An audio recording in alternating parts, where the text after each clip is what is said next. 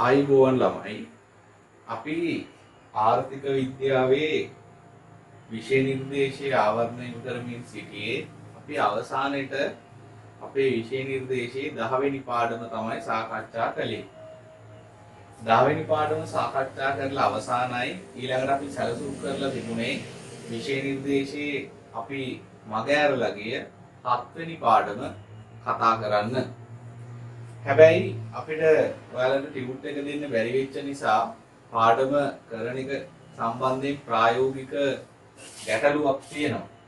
ඒ නිසා තමයි අපි සැලසුම් කරලා තිබ්බේ සාමාන්‍යයෙන් ජූනි මාසේ ඉවර වෙනකොට විෂය නිර්දේශයේ ජූනි මාසේ ජූලි මාසේ මැද වගේ වෙච්ච විෂය නිර්දේශයේ සම්පූර්ණයෙන්ම අවසන් කරලා ජූලි අගෝස්තු සැප්තැම්බර් කියන මාස තුනම පාස් පේපර්ස් සඳහා වෙන් කරන්න හැබැයි මේ මාසෙත් අපිට සතියක් දෙකක් වගේ නැත්නම් වීඩියෝ එකක් දෙකක් වගේ තමයි දාන්න පුළුවන් උනේ තිබ්බ තත්ත්වෙත් එක්ක. හැබැයි ඕගොල්ලන්ගේ විෂය නිර්දේශයට අදාළව මේ වීඩියෝස් ටික අපි හදලා ඉවරයි. ඕගොල්ලන්ට ඒක අපි අප්ලෝඩ් කරලා නැත්තේ ටියුට් එක දෙන්න බැරි වීම උඩ.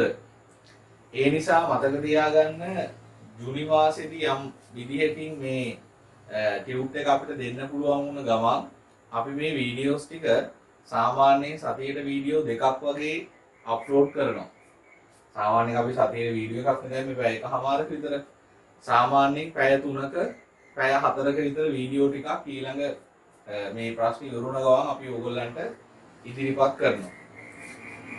ඒ වෙනකන් අපි ඉතියේ පාස් පේපර්ස් ටික නැත්තම් 2015 වෙනකන් අපි ගොඩක් පාඩම් වල පාස් පේපර්ස් කතා කරලා තිබ්බා.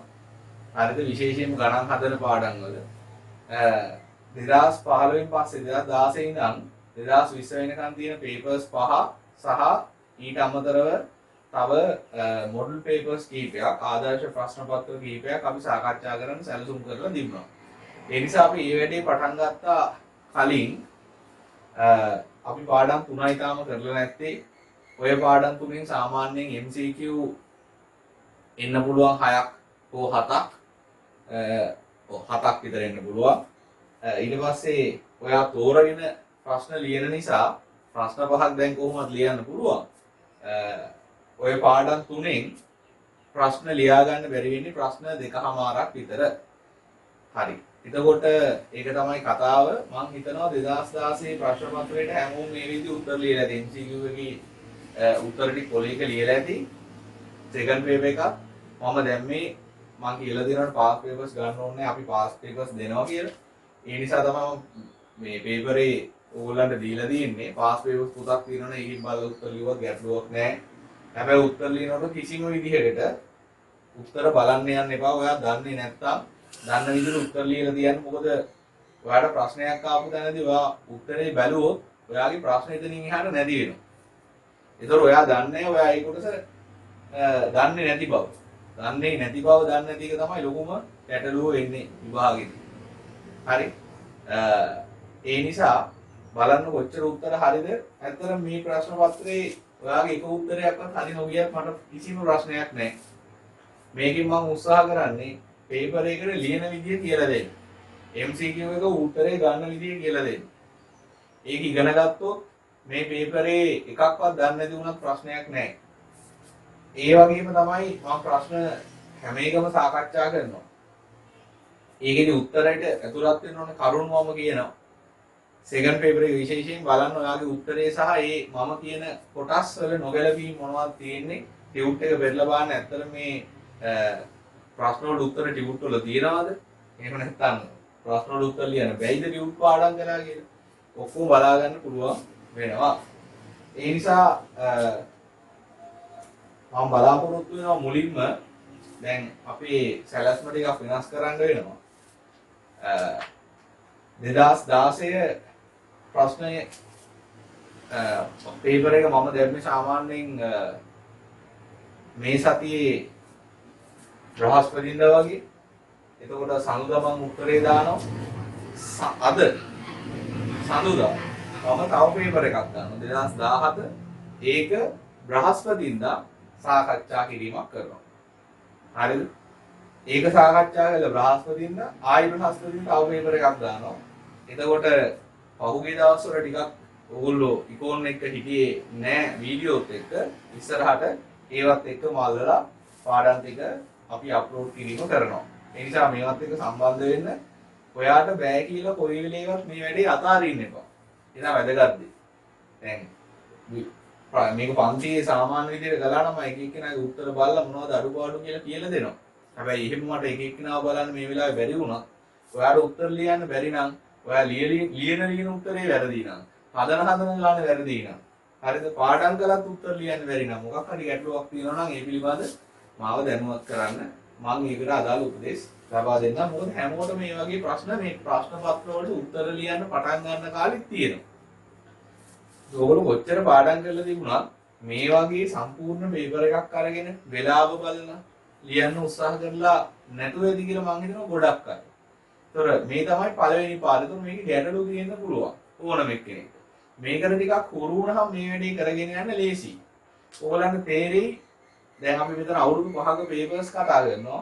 අවුරුදු 5ක පේපර්ස් ඇතුළේ එකම ප්‍රශ්නේ කීවතාවක් එකම විදිහට ඇවිල්ලා දිනවා. එක වගේ ප්‍රශ්න කොච්චර තියෙනවද?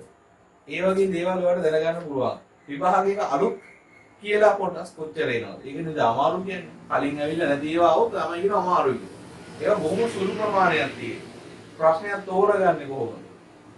ඒ ඔක්කොම මෙතනින් අඳුරගන්න පුළුවන්. හරි. එහෙනම් අපි 2016 MCQ ප්‍රශ්න පත්‍රය කතා කරන්න පටන් ගමු. හරිද? හරි. පළවෙනි ප්‍රශ්නේ ඕගොල්ලන්ට දීලා තියෙන්නේ ආර්ථික විද්‍යාවේ හිගකම සංකල්පයෙන් අදහස් කරන්නේ මොකක්ද? ආර්ථික විද්‍යාවේ හිගකම මම නිකම් උත්තරේ මේක කියන්නේ උත්තර ගන්න විදිහ හැම එකෙම කියලා දෙනවා. හරිද? MCQ එකට උත්තර ලියනකොට මතක තියාගන්න මුලින්ම ප්‍රශ්නේ හොඳට කියවන්න. හරි සමහර විට තියෙනවා වන්නේ නොවන්නේ උත්තරේ ඉන්නෝනේ මොකද්ද දැන් මේ ප්‍රශ්නේ කියන්නේ හිගකම සංකල්පයෙන් අදහස් කරන්නේ. ඒ කියන්නේ මෙතන දීලා තියෙන හිගකම පැහැදිලි කරන ප්‍රකාශන පහ. එතකොට ඔයා තෝරන්න ඕනේ උපදේශ ටුට්ටක් බලන්න. උපදේශ වල කියනවා සියලුම ප්‍රශ්න වලට පිළිතුරු මෙම් ප්‍රශ්න පත්‍රයෙන් සපයන්න. සමහරලාට උත්තර ලියන ඔවා කියන්නේ කොටු කපන්න දෙනවා. ගොඩක් වෙලාවට පහුගිය කාලේ නම් පේපරේම උත්තරේ ලියන්න දෙනවා. එතකොට මේකේ තියෙනවනේ මේ හිස්තැනක්.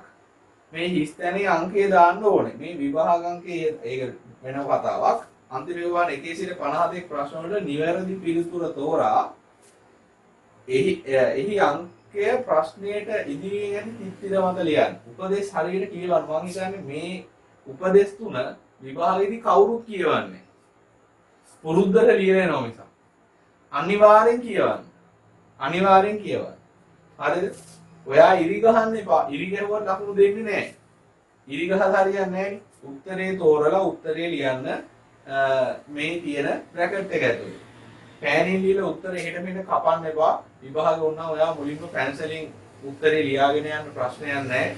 හැබැයි ප්‍රමාණවත් කාලයක් තියලා අඩුව ගන්න පැය කාලක්වත් තියලා මේ උත්තරේ හරියට තෝරගලා පෑනින් සටහන් කරන්න.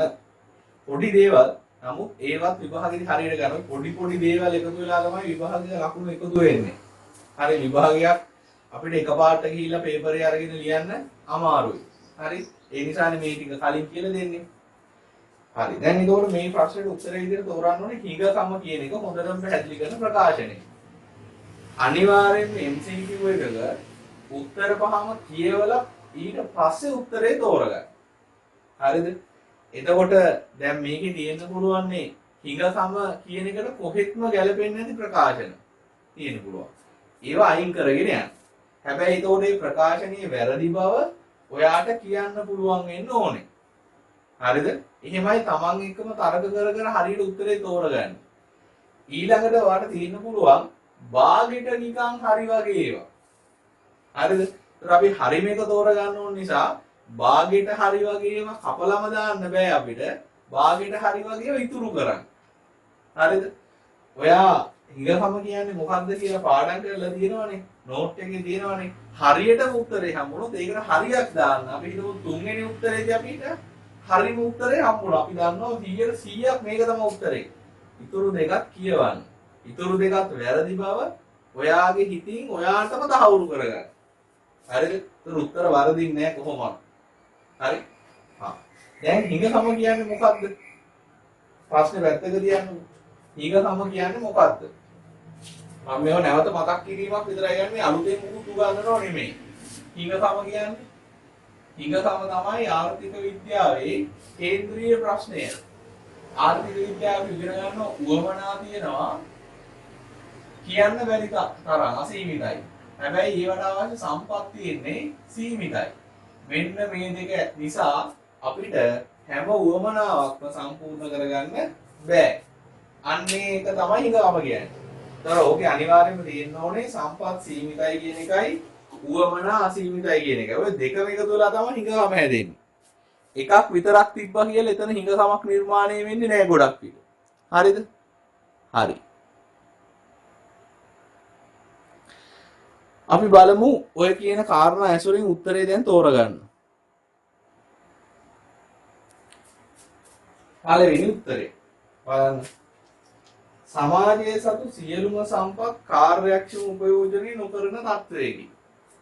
සම්පත් අකාර්යක්ෂම පාවිච්චි කළා කියලා නෙමෙයි හිඟකම ඇති වෙන්නේ. මේ හේතු දෙක නිසාමයි හිඟකම ඇති වෙන්නේ. වෙන හේතු හරියන්නේ නැහැ. එන එක වැරදි. හරියටම දන්නවා වැරදි. පවත්නා සම්පත් වලින් මිනිසුන්ගේ උවමනා කිසිසේත් සපුරාගත නොහැකි තත්වයකි. සම්පත් වලින් උවමනා සපුර ගන්න බෑ. ඒකනේ මේකෙත් කියන්නේ.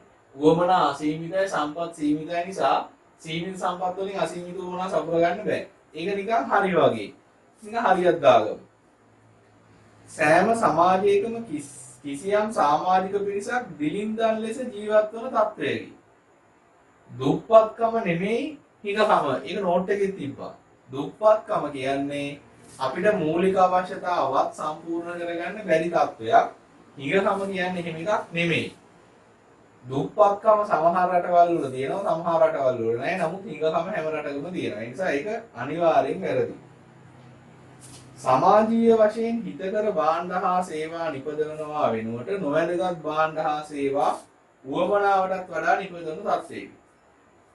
අනවශ්‍ය භාණ්ඩ ගොඩාක් නිපදවනවා කියන එක නෙමෙයි හිඟකම කියන්නේ. ඉතින් ගොඩාක් නිපදවන හිඟකම නැහැ නේ. ඒක වැරදි. නිෂ්පාදනයේ කාර්යක්ෂම වුවත් බෙදා හැරීම අකාර්යක්ෂම තත්ත්වයකි. හරිද?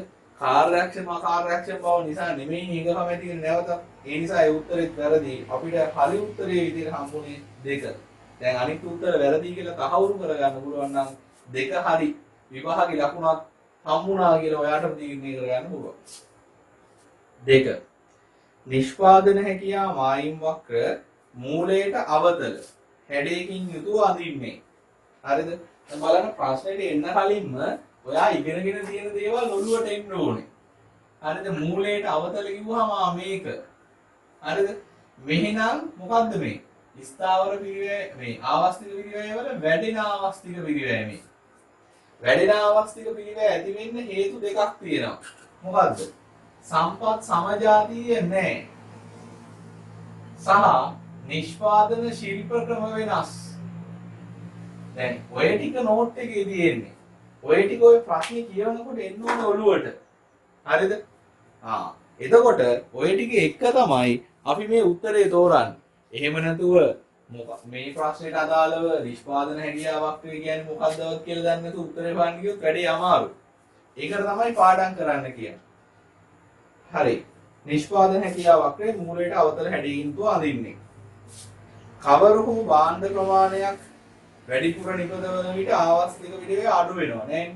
වැඩි ආවස්තික පිරිවැය නම් ආවස්තික පිරිවැය අඩු වෙනවා කියන උත්තරේ අපිට ප්‍රතික්ෂේප කරලම දැම්ම හැකියි. ආර්ථිකයේ සතු සම්පත්වල හිඟකම පිළිබිඹු කිරීමටය.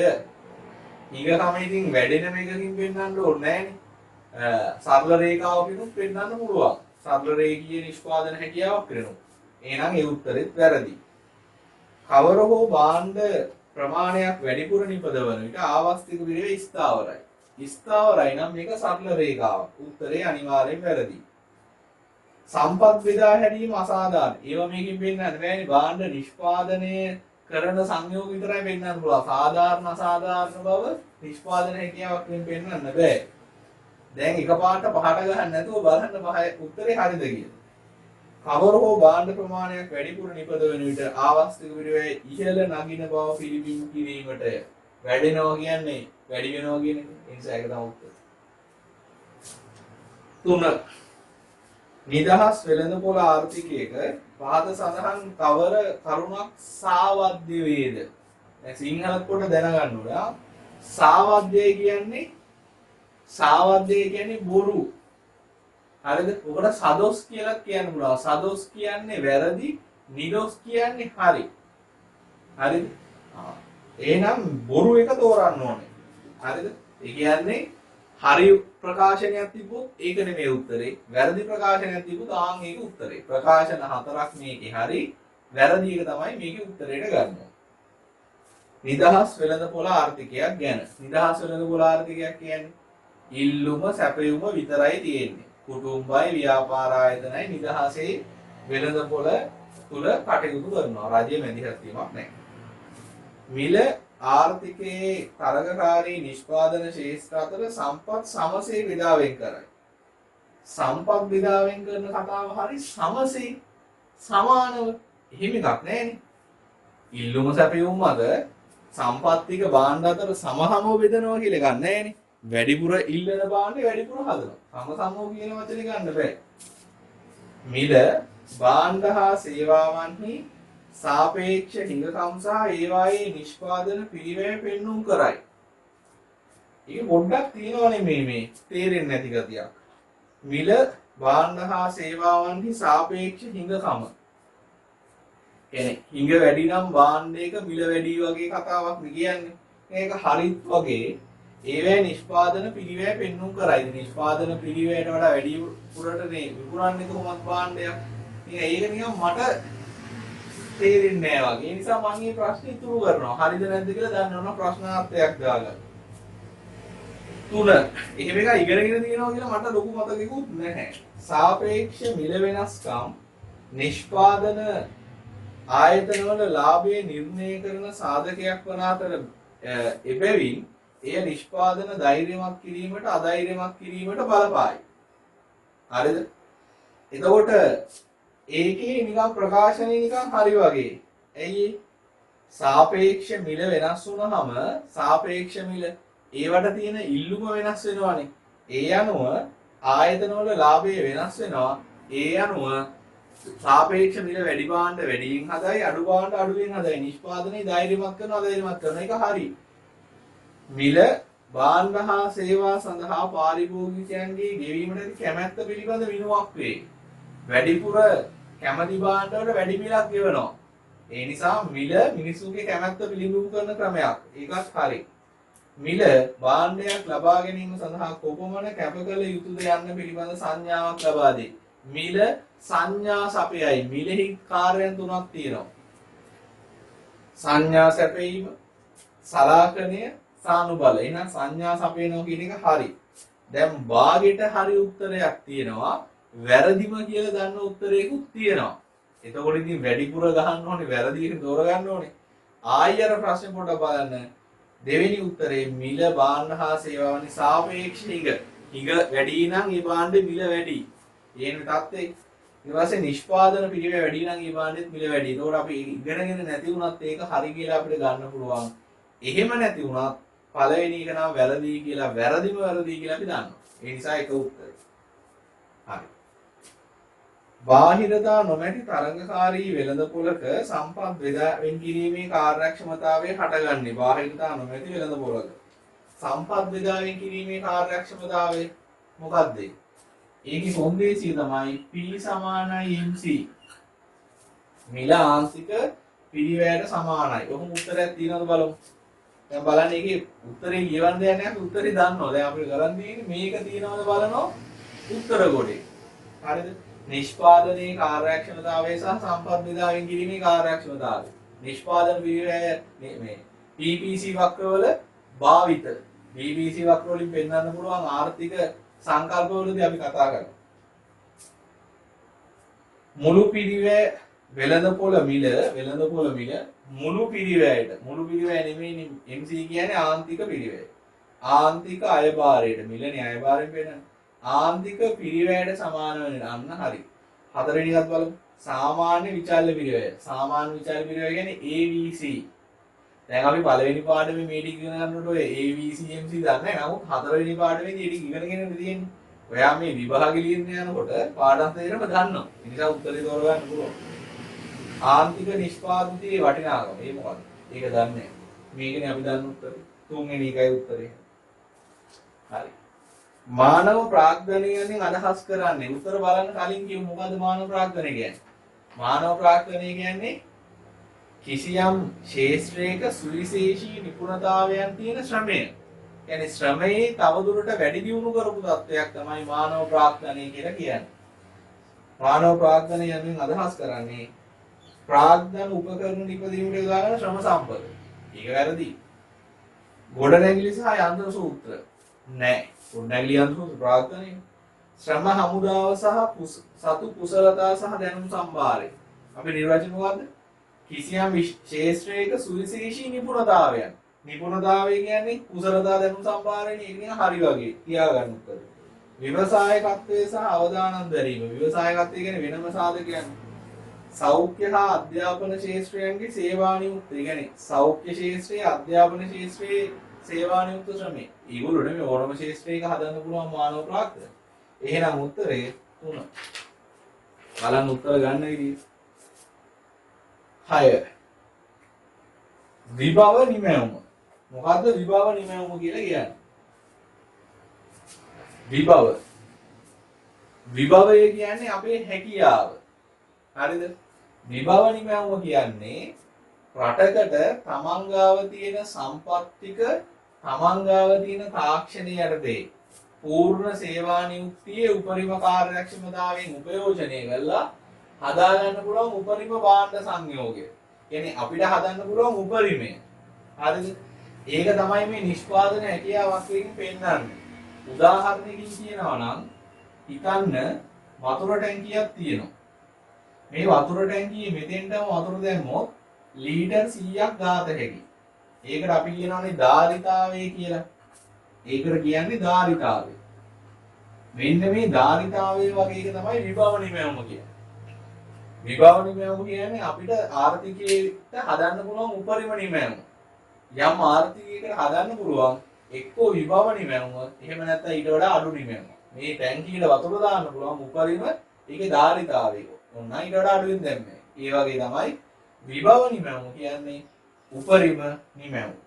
උත්තර ටික බලමු. පසුගිය දසවසර තුල ආර්ථිකයේ සැබවින්ම අත් කරගත්ත දලදේශ නිෂ්පාදනය. දසවසරේ කතාවක් අපි දන්නේ නැහැ. ඒක වැරදි. සමස්ත ශ්‍රම හමුදාවම වෙළඳ භාණ්ඩ නිෂ්පාදන අංශයේ සේවා නියුක්ත කළ විට. ඇයි වෙළඳාමට විතරක් දාලා තියෙන්නේ? එහෙම එකකුත් අපි දන්නේ නැහැ.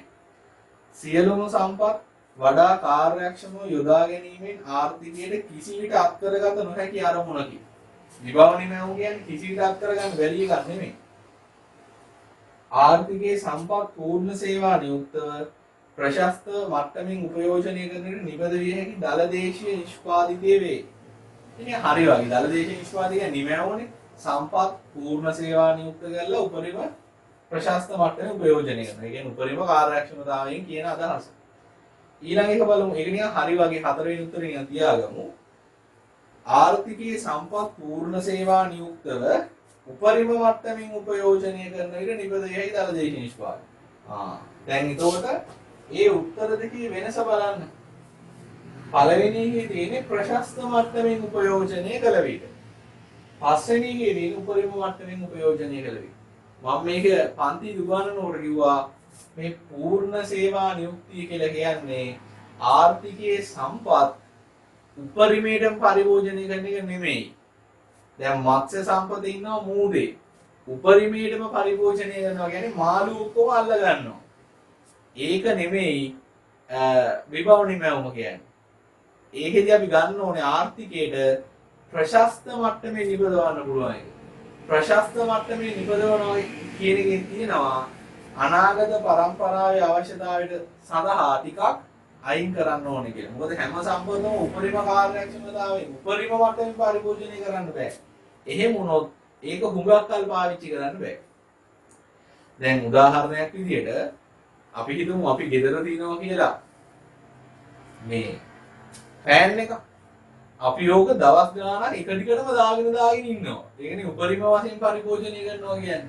හැබැයි එහෙම වුණොත් ෆෑන් එක හුඟක් කල් පාවිච්චි කරන්න වෙන්නේ නැහැ. ඉක්මනින් මේ මෝටරේ රත් වෙලා පිච්චිලා යයි. හරිද? එතකොට ඒක තිරසාර නෑ අකණ්ඩව තියාගන්න බෑ. ඒ නිසා අපි ගන්න උපරිම මට්ටම නෙමෙයි ප්‍රශස්ත මට්ටම. ඒ නිසා උත්තරේ 4. ඊළඟට 4. ඔය පළවෙනි ප්‍රශ්න 6 අපේ පළවෙනි පාඩමේ. දැන් පාඩම් වලින් එන ප්‍රශ්න එන විදිහයි ඒ කාලේ පාඩම් වලින් ප්‍රශ්න එන ප්‍රමාණය අතර වෙනසක් තියෙනවා. මේ පරණ සිලබස් එකනේ 2019 ඉඳන් තමයි අලුත් පේපරේ. දැන් ඔන්න දෙවෙනි පාඩම. X භාණ්ඩයේ බාල භාණ්ඩයක් බවත් තරගකාරී වෙළඳපොළක අලෙවි කරන බව සලකන්න. බාල භාණ්ඩ කියන්නේ මොනවද? ආදායම වැඩි වෙද්දී ඉල්ලුම අඩු වෙන භාණ්ඩ. X භාණ්ඩය සඳහා ඇති වෙළඳපොළෙහි අනෙකුත් කරුණු නොවෙනස්ව තිබියදී ගැනුම්කරුවන්ගේ ආදායමේ පහළ වැසීමක් නිසා වෙළඳපොළ ඉල්ලුම සමතුලිත මිල සමතුලිත ප්‍රමාණයට මොකද අහනවා වෙන්නේ. හරි. එතකොට බාල භාණ්ඩයක භාණ්ඩයේ බාලයි පාරිභෝගිකයාගේ ආදායම මොනවද වෙනවා කියන්නේ? පාරිභෝගිකයාගේ ආදායම පහළ යනවා. බාල භාණ්ඩයක් නම් ආදායම වෙනස් වීමට ප්‍රතිවිරුද්ධව තමයි වෙනස් වෙන්නේ භාණ්ඩේ ඉල්ලුම. සාමාන්‍යයෙන් භාණ්ඩයක මිනිස්සුන්ගේ ආදායම වැඩි වුණාම ඉල්ලුම වැඩි වෙනවනේ. හැබැයි බාල භාණ්ඩයක ආදායම වැඩි වෙන්න ඉල්ලුම අඩු වෙනවා. ඒ කියන්නේ ආදායම අඩු වෙන්න ඉල්ලුම වැඩි වෙනවා. භාණ්ඩයක එතකොට මොකද වෙන්නේ? ඉල්ලුම කියන්නේ පළවෙනි කතාවමනේ. ඉල්ලුම වැඩි වෙනවා. එතකොට ඕකේ ඉල්ලුම අඩු වෙයි කියන උත්තර වැරදි. ඔක්කොම. ඉල්ලුම අඩු වෙයි කියලා තියෙනවනේ උත්තර තුනක්. 2 වැරදි, 3 වැරදි, 5 වැරදි. එහෙනම් හරියන්න ඕනේ 1යි 3යි විතරයි. ඊළඟට බලන්න වෙළඳපොලේ හරිද? ඉල්ලුම වැඩි වුණාම සමතුලිත මිලට මොකද වෙන්නේ? ඒකෙදි මේවත් බලන්න පුළුවන්. කොහොම දිනනවා? කොහොම දීද්දි ඉල්ලුම වැඩි වෙනවා. මේ ඉල්ලුම වැඩි වුණාම මොකද වෙන්නේ? මිල ඉහළ යනවා. එහෙනම් 1යි 3යි තමයි දැන් උත්තරේ. මොකද ඉල්ලුම වැඩි වෙන්න ඕනේ. එහෙනම් හරි උත්තර තමයි හරි උත්තර වෙන්න ඕනේ 2යි 4යි. ඊළඟට 2යි 4යි බලන්න ඉල්ලුම වැඩි වෙනවා කියලා තියෙනවද? 2 තියෙනවා වැඩි වෙනවා කියලා 4 තියෙනවා අඩු වෙනවා කියලා. හරිද? එහෙනම් 4ත් වැරදි. දැන් උත්තරේ අපිට හම්බෙලා තියෙන ඉබේම. හැබැයි ඊළඟ එකත් බලන්න ප්‍රමාණෙත් මොකද වෙලා තියෙන්නේ? කලින් තියෙනවා Q බිඳුව, දැන් තියෙනවා Q1. ප්‍රමාණෙත් වැඩි වෙන්න ඕනේ. දෙවෙනි උත්තරේ එහෙමයි තියෙන්නේ. එතකොට පළවෙනි එක හොයපු ගමන්ම මේක ඔයා හරියටම දන්නවනම් ඉල්ලුම වැඩි වෙනවා කියලා බාල භාණ්ඩයක ආදායම ඉල්ලුම් නම්‍යතාවය බැලුවොත් ඍණ තියෙන්නේ. ආදායමයි ඉල්ලුමයි ප්‍රතිවිරුද්ධව වෙනස් වෙන්නේ. ප්‍රතිලෝම.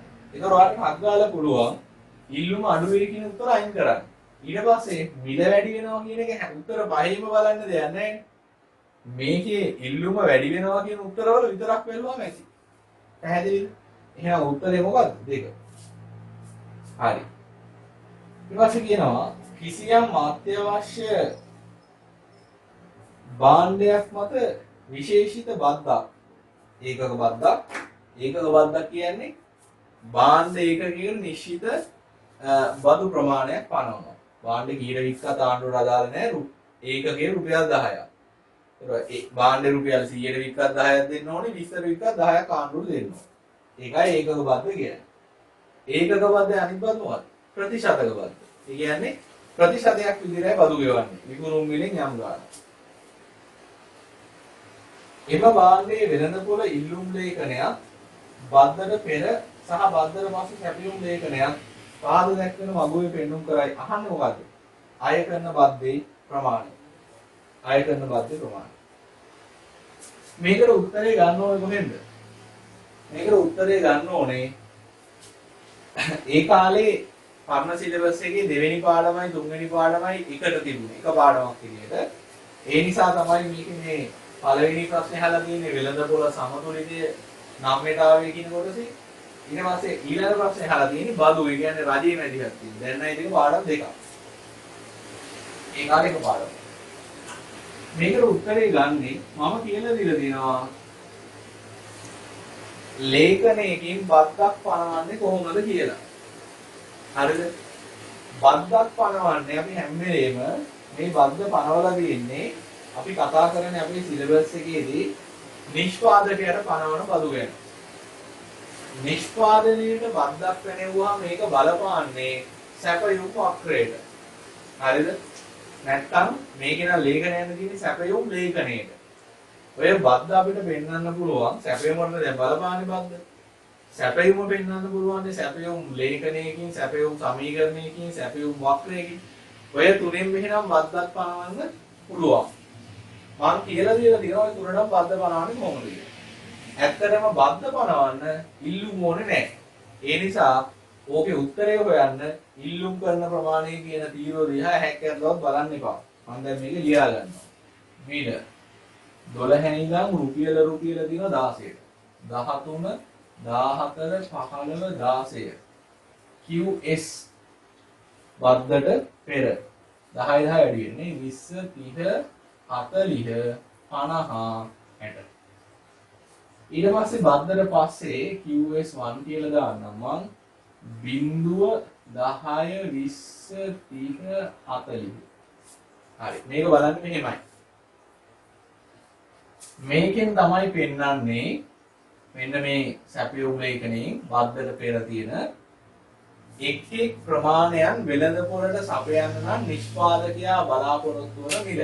උදාහරණයක් එයා 20ක් සපයන්නේ එයාගේ සාක්කුවට 12ක් වැටෙනවා. 30ක් සපයනවා 13ක් සාක්කුවට වැටෙනවා. 60ක් සපයනවා 16ක් වැටෙනවා. හරිද? මේක වෙනස් වෙලා තියෙන්නේ බද්ද නිසා. බද්ද පැනෙවුවට පස්සේ මොකද වෙන්නේ? නිෂ්පාදකයාගේ සාක්කුවට වැටෙන්නේ. එහෙම නැත්නම් අපි කියනවා නිෂ්පාදකයාට ලැබෙන මිල කියලා. සාක්කුවට වැටෙන්නේ පාරිභෝගිකයා ගෙවන මිලෙන් බද්ද අඩු කළාට පස්සේ ගන්න. හරිද? පස්සේ ගන්න. හරි. දැන් බලන්න එයා බද්දට කලින් 20ක් සපයනවා රුපියල් 12ක් හම්බ වෙනවා. එයාගේ සාක්කුවට 12ක් වැටෙනවා නම් එයා 20ක් දෙනවා. බද්ද පැනෙවුවට පස්සේ මේ 20 සපයන්නේ 14 කියන මිලෙන්නේ. 20 සපයන්නේ 14 කියන මිල. එයාගේ සැලසුම තමයි එයාගේ සාක්කුවට 12ක් වැටෙනවා නම් තමයි 20ක් දෙන්නේ. බද්ද පැනෙවුවට පස්සේ එයා 20ක් සපයන්නේ 14 හේතුව තමයි රුපියල් 14ක් වුණාට වෙළඳපොළ මිල එයාගේ සාක්කුවට වැටෙන්නේ 12යි. හරිද? මේ පළවෙනි ලේඛනයේ තමයි එයාගේ සැලැස්ම තියෙන්නේ. මේ භාණ්ඩ ප්‍රමාණය තීරණය වෙලා තියෙන්නේ මේ භාණ්ඩ ප්‍රමාණය හදන්නේ ආන්තික පිරිවැයමක්. හරිද? එතකොට එයා රුපියල් 12ක් හම්බ වෙනවා නම් 20ක් සපයන්නේ යාට 20ක් සපේ ගන්න 20ක් සපයන්න රුපියල් 12ක ඒකකයක් වෙන්නේ ආන්තික පිරිවැයක්. 14 ඉදින් ඒකම සපයන්නේ බද්දෙන් පස්සේ 14ක් හම්බ වෙනවා කියන්නේ බද්දට කලින් 12ක් හම්බුණා වගේ තමයි. එහෙනම් බද්ද කීයද? එයාගේ බද්දට පස්සේ එයාගේ දාපුරෙන් 12යි. හැබැයි වෙළඳපොලේ මිල 14යි. එහෙනම් බද්ද කීයද? 2යි. මේක ඕකෙන් විතර නෙමෙයි ඕන තරකින් ගත්ත හැකි. මේ බලන්න. හැබැයි මේ ඉලක්කම් දෙකම තියෙනවා. එයා බද්දට කලින් ඒකක 40ක් සපයනවා එයාගේ සාස්කුවට 14ක් වැටෙනවා. බද්දට පස්සේ 40ක් සපයන්නේ රුපියල් 16දී. ඒකේ තේරුම තමයි බද්දට පස්සේ වෙළඳපොලේ මිල රුපියල් 16ක් ඉදි තමයි එයාගේ සාක්කුවට රුපියල් 14ක් වැටෙන්නේ. එහෙනම් එයා ආණ්ඩුවට දෙන රුපියල් 2ක්. එහෙනම් බද්ද 2යි ගාන හදලා උත්තරේ ගන්න තියෙන්නේ උත්තරේ අංක 1. ඊළඟට බෝඩ් පොයින්ට් පෑන් සඳහා මිල ඉල්ලුම් නම්‍යතාවයේ ඍණ 3යි. මිල ඉල්ලුම් නම්‍යතාවයේ ඍණ 3යි. මිල ඉල්ලුම් නම්‍යතාවය කියන්නේ මොකද්ද? මිල ඉල්ලුම් නම්‍යතාවය කියලා කියන්නේ මිල ඉල්ලුම් නම්‍යතාවය ඉල්ලුම් ප්‍රමාණයේ ප්‍රතිශතක වෙනස බෙදන්න ඕනේ මිලෙහි ප්‍රතිශතක වෙනසෙන්. ඒක උත්තරේ තමයි ඍණ 3යි. ඍණ එන්නේ මිලයි ඉල්ලුම් ප්‍රමාණයක් අතර ප්‍රතිලෝම සම්බන්ධයක් තියෙන නිසා. සාමාන්‍ය භාණ්ඩ වල තියෙන ප්‍රතිලෝම සම්බන්ධය. ඒ වගේම තමයි මේකේ උත්තරේ 3ට වැඩි නිසා, 1ට වැඩි නිසා ලකුණ වෙනමයින් කරන්න උත්තරේ ගන්න 3යි ලකුණ. හරිද මේ උත්තරය වටිනාකම. මේ ඉලක්කම 3යි කියලා කියන්නේ මේක නම්‍ය ඉල්ලුමක් තියෙන භාණ්ඩය. බෝඩ් පොයින්ට් පෑනක මෙල 25කි එවිට බෝඩ් පොයින්ට් 300ක් ඉල්ලනවා. 25යි මිල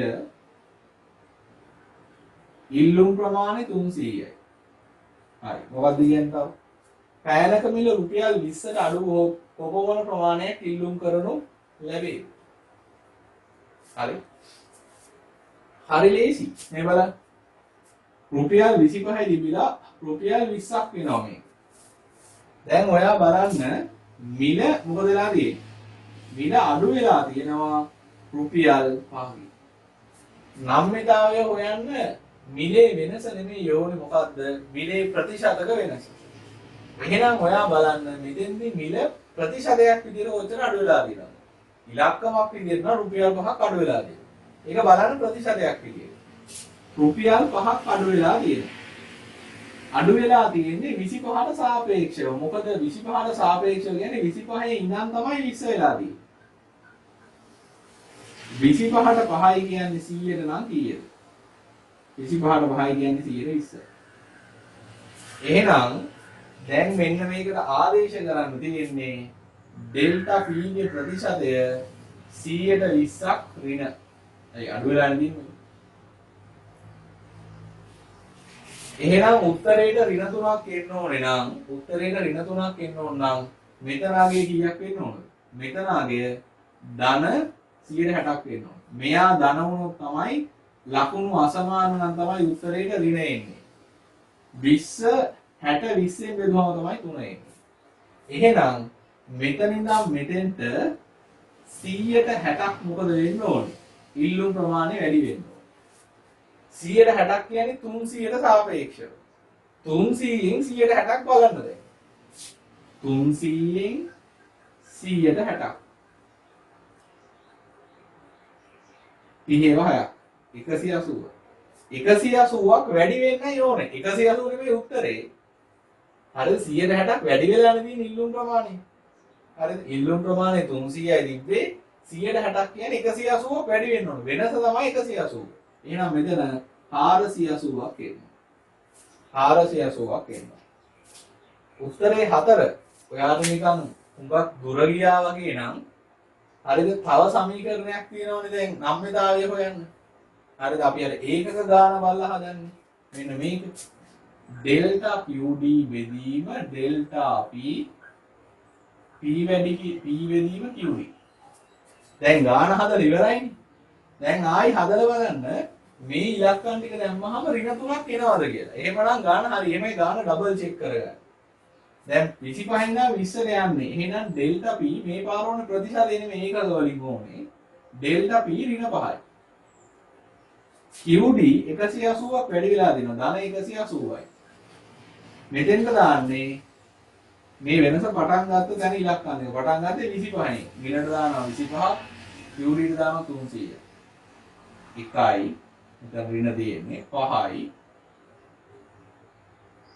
5යි 30ට 5යි 6යි 18ට බෙදන්න 6යි 18ට 6ෙන් බෙදුවොත් 3යි මෙතන ඍණ තියෙනවා ධන ඍණෙන් බෙදුවම දෙක හරි ලේසි හරි මම කලේ එයා දීලා තියෙන தත්ත්වය ප්‍රසාරණය කළා මේ මුලින් ඊට පස්සේ එයා දුන්න එක ලියාගත්තා මෙතන මිල දෙක දීලා තිබ්බා හැබැයි එක ප්‍රමාණයයි දීලා තිබ්බා ඒ නිසා මම බැලුවා මෙතන තියෙන ප්‍රතිශතක වලින් වැඩි එහෙනම් මිලේ වෙනස ප්‍රතිශතයක් බවට පත් කළා. ආදේශ කළා.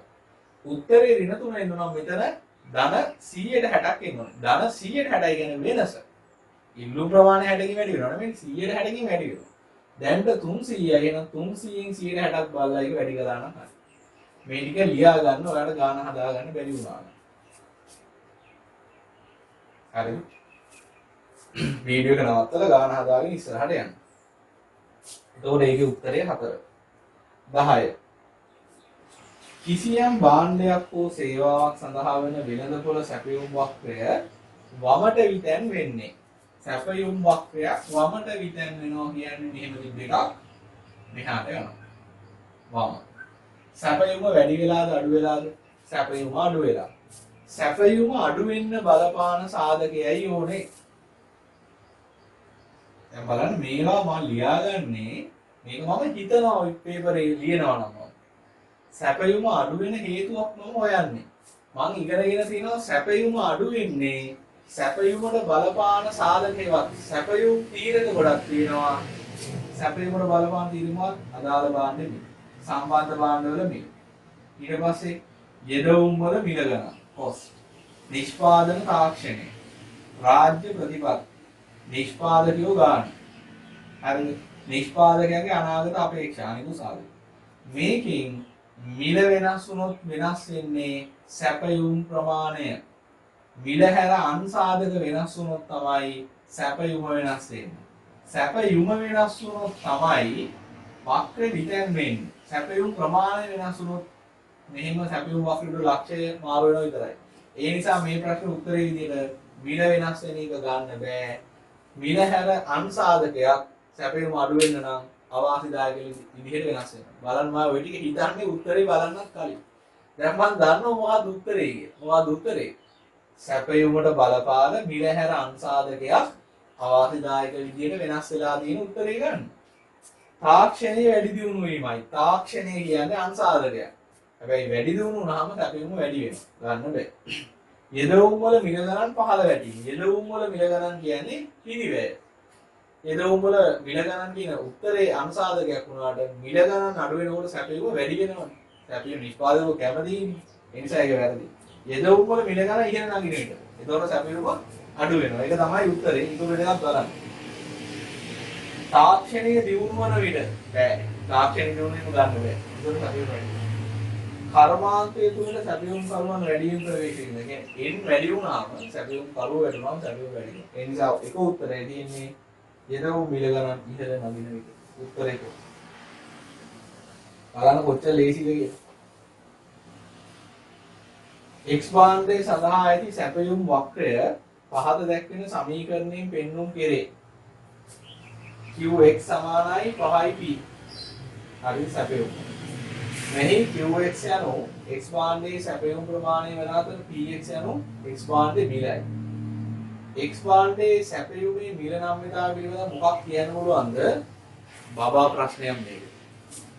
සැපයුම් සමීකරණයක් පොදු ආකෘතිය Qs සමානයි A ධන Bp. මම කීප වාරක්ම කියලා දීලා දෙනවා සැපයුම් වක්‍රයක ස්වරූප තුනක් තියෙනවා කියලා. ඒ කියන්නේ හැඩ තුනක්. මෙතනින් මූල ලක්ෂයෙන් පටන් ගන්නවා. එතකොට තියෙන්නේ O වගේ එකක්. 6යි P වගේ එකක්.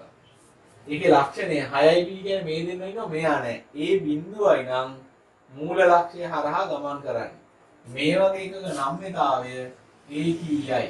මේ වක්‍රයකින් එක ඇදලා නම්‍යතාවය ලකුණු කරලා නම්‍යතාවයේ හැමතැනම ස්ථාවරද නම්‍යතාව වෙනස් වෙනේවද මොනවද මෙහෙම තිබ්බොත් අනම්‍යයි මෙහෙම තිබ්බොත් නම්‍යයි මේ වගේ අනම්‍ය වක්‍රයක මේ ඒක තියෙනෝනේ ධනාගයක් 100 ධන 6යි මේක ඒක තියෙනෝනේ ඍණාගයක් Q සමානයි ඍණ 100 ධන 6යි හරි මේකේ නම්‍යතාවය එකට අඩුයි මේකේ නම්‍යතාවය 1යි මේකේ එකට වැඩි ඔබ උන්තරයි ගණනය තියෙනවා උත්තරේ බලන්න දෙයක් නෑ උත්තරේ ඒක සැපයුමේ මිල නම්‍යතාවය ධන 1 ඊළඟ X භාණ්ඩයේ මත පනවා තිබූ විශේෂිත බද්දක් ඉවත් කළ පසුව S2 සැපයුම S1 දක්වා වැඩි වන බව පහක් සඳහන් රූප සටහන පෙන්වයි. S1 සැපයුම් වක්‍රය බද්ද පැනවීමට පෙර තිබූ සැපයුම් වක්‍රයේ සේම බද්ද ඉවත් කළ පසු දක්නට ඇති සැපයුම් වක්‍රය වේ. මොකක්ද ඔය එකක් තියෙනවා රූප සටහනක් දීලා තියෙනවා. බද්ද ඉවත් කිරීම බදු අයභාරය සහ පාරිභෝගික වියදම් මත කෙබඳු බලපෑමක් ඇති කරයි. ඕකේ ඔය තියෙන වැල් වට අරන් මුදුත් ඔය ගන්න හදන්න ඕනේ නැහැ. මම මුලින්ම රූපේ අඳින්න. ඊට පස්සේ පැහැදිලි කිරීමේ තියෙන එක මොකක්ද කියලා කියලා දෙන්න. මේකේ නිකන් තියෙනවා මිල ප්‍රමාණය නිකන් අනම්ම ඉල්ලුම් වක්‍රය නෙදී මේ ප්‍රමාණාක්ෂය ඡේදනය වෙන්නේ නැති වගේ එකක්. ඊට පස්සේ තියෙනවා නම්ය සැපයුම් වක්‍ර දෙකක්. මෙන්න මෙහින් පටන් ගන්න එකක් උඩට යනවා. ඒක තමයි S1. S1 සහ D හම් වෙන වෙලාවේ සමතුලිත මිල ප්‍රමාණය කීයද? S1D 20යි 100යි. 20යි 100යි. ඊට පස්සේ මේකේ බද්දක් කතාවක් තියෙන්නේ මේක වමට විතන් වෙලා S2 කියලා තියෙනවා. විතන් වෙච්ච පැත්තක් නැහැ. එහෙනම් මාත් දාන්න. ඒකේ තියෙනවා 24යි 60යි කියලා අලුත් සමතුලිතය. 24යි 60යි. ඊට පස්සේ අලුත් සමතුලිතයෙන් ඉඳන් පරණ සැපයුම් වක්‍රයේ හම්බෙන තැන තියෙනවා 16යි කියලා. ඔය ටිකනේ ඔන්න වාක් රූපය අදගත්තා. මේකේ දැන් කියනවා භාණ්ඩයකට බද්දක් පනවලා. හරිද? ඒ බද්ද ඉවත් කළාම සැපයුම් වක්‍රය S2 විනා S1 වලට එනවලු. ඉතින් බද්ද අයින් කළාම සැපයුම් වැඩි වෙනවනේ. එහෙම වෙනවා තමයි. හැබැයි අපි අපේ සිලබස් එකේදී බදු පනවපු වක්‍රයක් නිසා බදු ඉවත් කරපු වක්‍රය ඉගෙනන්නේ නැහැ. ඒක හරි. හරිද? S1 සැපයුම් වක්‍රය එයා කියනවා බද්ද පැනවීමට පෙර තිබූ සැපයුම් වක්‍රය සේම බද්ද ඉවත් කරලා සැපයුම් වක්‍රයක්. ඒ කියන්නේ බද්දට කලිනුත් තිබ්බේ S1 තමයි. බද්ද පැනවපු නිසා මේ වක්‍රය වමට විදැන්නවා. බද්ද අයින් කරාම ආයෙත් විදැන්නම ආවා. ඒ කියන්නේ මේක බදු පනවපු වක්‍රයම තමයි. හරිද? මේ තියෙන්නේ බද්දට කලින් සැපයුම් වක්‍රය. මේ තියෙන්නේ බද්දට පස්සේ. හරිද? අපි කලේ බදු පනවපු කියාගල තියෙන බදු අයින් කරපේ. ඒකෙන් මේ ගානට කිසිම බලපෑමක් නැහැ. ප්‍රශ්නේ අහන්නේ බද්ද ඉවත් කිරීම සඳහා බදු අය භාරය මත කොච්චර බලපෑමක් වුණාද? ඉතින් බද්ද අයින් කළාම බදු අය භාරය නැති වෙනවනේ. එහෙනම් මේ තියෙන්නේ බද්ද පනවන්න කලින් සැපයුම් වක්‍රය. මේ තියෙන්නේ බද්ද පැනවල පස්සේ සැපයුම් වක්‍රය. අපි දන්නවනේ බදු අය භාරය හොයන්නේ කොහොමද බදු අය භාරය හොයන්නේ? අපිට ඕන වෙනවා ඒකක බද්ද. වැඩි කරන්න ඕනේ බද්දෙන් පස්සේ සමතුලිත ප්‍රමාණය. පසු සමතුලිත ප්‍රමාණය. ලේසි. බද්ද කියලා කියන්නේ වක්‍ර දෙක අතර තියෙන සමාන්තර දුර. මේ තියෙන්නේ කීයද? 24යි 16ක් අඩු වෙනාම 8යි. බද්දෙන් පස්සේ සමතුලිත ප්‍රමාණය 60යි. 8 වරක් 6 48යි 480යි. රුපියල් 480ක බද්දක් බදු අය භාරයක් ආණ්ඩුව අරගෙන ඉඳලා තියෙනවා. ඉතින් බද්ද අයින් කළාම මේ බදු අය භාරය අඩු වෙනවා. එහෙනම් බදු අය භාරය 480කින් අඩු වෙයි. උත්තර දෙකයි එහෙම තියෙන්නේ. දෙවෙනි උත්තරේ තුන්වෙනි උත්තරේ. හරි. උත්තර ටික වැරදි. පාරිභෝගික වියදමට මොකක්ද අහනවා එන්නේ? පාරිභෝගික වියදම කියලා කියන්නේ P වැඩි කිරීම Q. අපි බලමු බද්ද සමග පාරිභෝගික පැහැදම කීයද? බද්ද පැනෙවුවා බද්ද තියෙනකොට S2 නේ සැපයුම් වක්‍රය. එතකොට සමතුලිත මිල 24යි. 24 දී මිනිස්සු ගන්නවා ඒකක 60ක්. ඒතර 6 වරක් 4 24යි. 6 වරක් දින 12යි 2යි 14යි බිඳුවක් දැම්මම ඔන්න මිනිස්සුන්ගේ වියදම. බද්ද අයින් කළාම බද්ද නැති වුණාට පස්සේ සැපයුම් වක්‍ර විදෙන්න එනවා සමතුලිත මිල 20යි. මිනිස්සු ගන්නවා ඒකක 100ක්. ඒ කියන්නේ 2000යි. 1440 ලිටර් එක බද්ද අයින් කරාම 2000ට වැඩි වෙනවා. ඒ නිසා මේක වෙනස බලලා ඒක වැඩි වෙනවා කියවම හරි. 560යි. 560ක් පාරිභෝගික වියදම වැඩි වෙනවා. දෙවෙනි උත්තරේ තුන්වෙනි උත්තරේනේ හරි වෙන්න ඕනේ. දෙවෙනි උත්තරේ තියෙන්නේ 560කින් අඩු වෙයි කියලා නෑ. බද්ද අයින් කළාම මේ තියෙන්නේ බද්දට පස්සේ. බද්ද අයින් කළාම මේ තියෙන්නේ බද්ද එක්ක. බද්ද අයින් කළාම වියදම වැඩි වෙලා තියෙනවා. ඒ නිසා උත්තරේ 560කින් වැඩි වෙයි. ඒක උත්තර දෙකම හරියන්නේ තුන්වෙනි උත්තරේ. ගණන් ආශ්‍රිත ප්‍රශ්නවලදී ගාන හදලා උත්තරේ ගන්න. රූප සරහන් ආශ්‍රිත ප්‍රශ්නයකදී රූපේ ඇඳලා උත්තරේ ගන්න. මේ තේරම ඔළුවේ හිතන්න එපා. හරි? ඔළුවට බර දාගන්න ඕනේ නැහැ. ආදී 13 වෙනි ප්‍රශ්නේ. ආදේශන ප්‍රතිවිපාකය යනු පහත සඳහන් කරුණක ප්‍රතිඵලයක් ලෙස ඉල්ලුම් කරන ප්‍රමාණය හටගන්නා වෙනස් වීමයි. එනම් ආදේශන ප්‍රතිවිපාකය පැහැදිලි කරන්න බලන්න. ආදේශන ප්‍රතිවිපාකය කියන්නේ අදාළ භාණ්ඩේ මිල වෙනස් වෙනවා. P වෙනස් වෙනවා. ඩෙල්ටා P මිල වෙනස් වුණාකොට මතක තියාගන්න ඕනේ මොකද්ද? මේකෙදි ආදේශන භාණ්ඩවල මිල වෙනස් වෙන්නේ නැහැ. ස්ථාවරයි. නොවෙනස්ව තියෙනවා. එහෙම වුණාම අදාළ භාණ්ඩේ සාපේක්ෂ මිල වෙනස් වෙනවා. සාපේක්ෂ මිල කියන්නේ ආදේශන භාණ්ඩයත් එක්ක සංසන්දනය කරාම අදාළ භාණ්ඩේ මිල. සාපේක්ෂ මිල වෙනස් වෙනවා. සාපේක්ෂ මිල වෙනස් වීම නිසා මිනිස්සු ආදේශක වලට මාරු වෙනවා. එක්කෝ අපේ භාණ්ඩයෙන් ආදේශකයට යනවා නැත්නම් ආදේශකෙන් අපේ භාණ්ඩයට යනවා. වැදගත් සංකල්පේ සාපේක්ෂ මිල. තව ප්‍රතිවිපාකයක් තියෙනවානේ. ආදායම් ප්‍රතිවිපාක. ඒකේ වැදගත් සාධකය මොකද්ද? මූර්ත ආදායය. අනෙකුත් කරුණු වෙනස් වෙන සාපේක්ෂ මිල වෙනස් වීමයි. හරි. මූර්ත ආදායම නොවෙනස් දිවියේදී නිරපේක්ෂ වෙන නිරපේක්ෂ මිල එක අපි දන්නේ ඒක වැරදි. මුදල් ආදායම නොවෙනස් දිවියේදී සාපේක්ෂ මිල වෙනස් වීමයි. මුදල් ආදායම බලපාන්නේ මොකටද? මුදල් ආදායම බලපාන්නේ ආදායම් ප්‍රතිපාක. සාපේක්ෂ මිල නොවෙනස් දිවියේදී මූර්ත ආදායම වෙනස් වීමයි. සාපේක්ෂ මිල නොවෙනස් දිවියේදී මූර්ත මුදල් ආදායම වෙනස් වීමයි. අනිකුත් කරුණු නොවෙනස් දිවියේදී සාපේක්ෂ මිල වෙනස් වීම තමයි හරි මුත්‍රය. 1 13ට 1 තාම අපි ඉන්නේ මේ දෙවෙනි තුන්වෙනි පාඩම් වල 14 වෙනි ප්‍රශ්නේ. කිසියම් රටක් විසින් ආනයනය කරනු ලබන පාරිභෝජන භාණ්ඩයක් සඳහා ඇති ඉල්ලුම් වක්‍රය මෙම රූප සටහනින් පෙන්눔 කරයි. ආනයන මෙම භාණ්ඩයේ මත ඒකකයකට P1 P2 ප්‍රමාණයේ ආනයන බද්දක් රජය විසින් පනවනු ලබයි.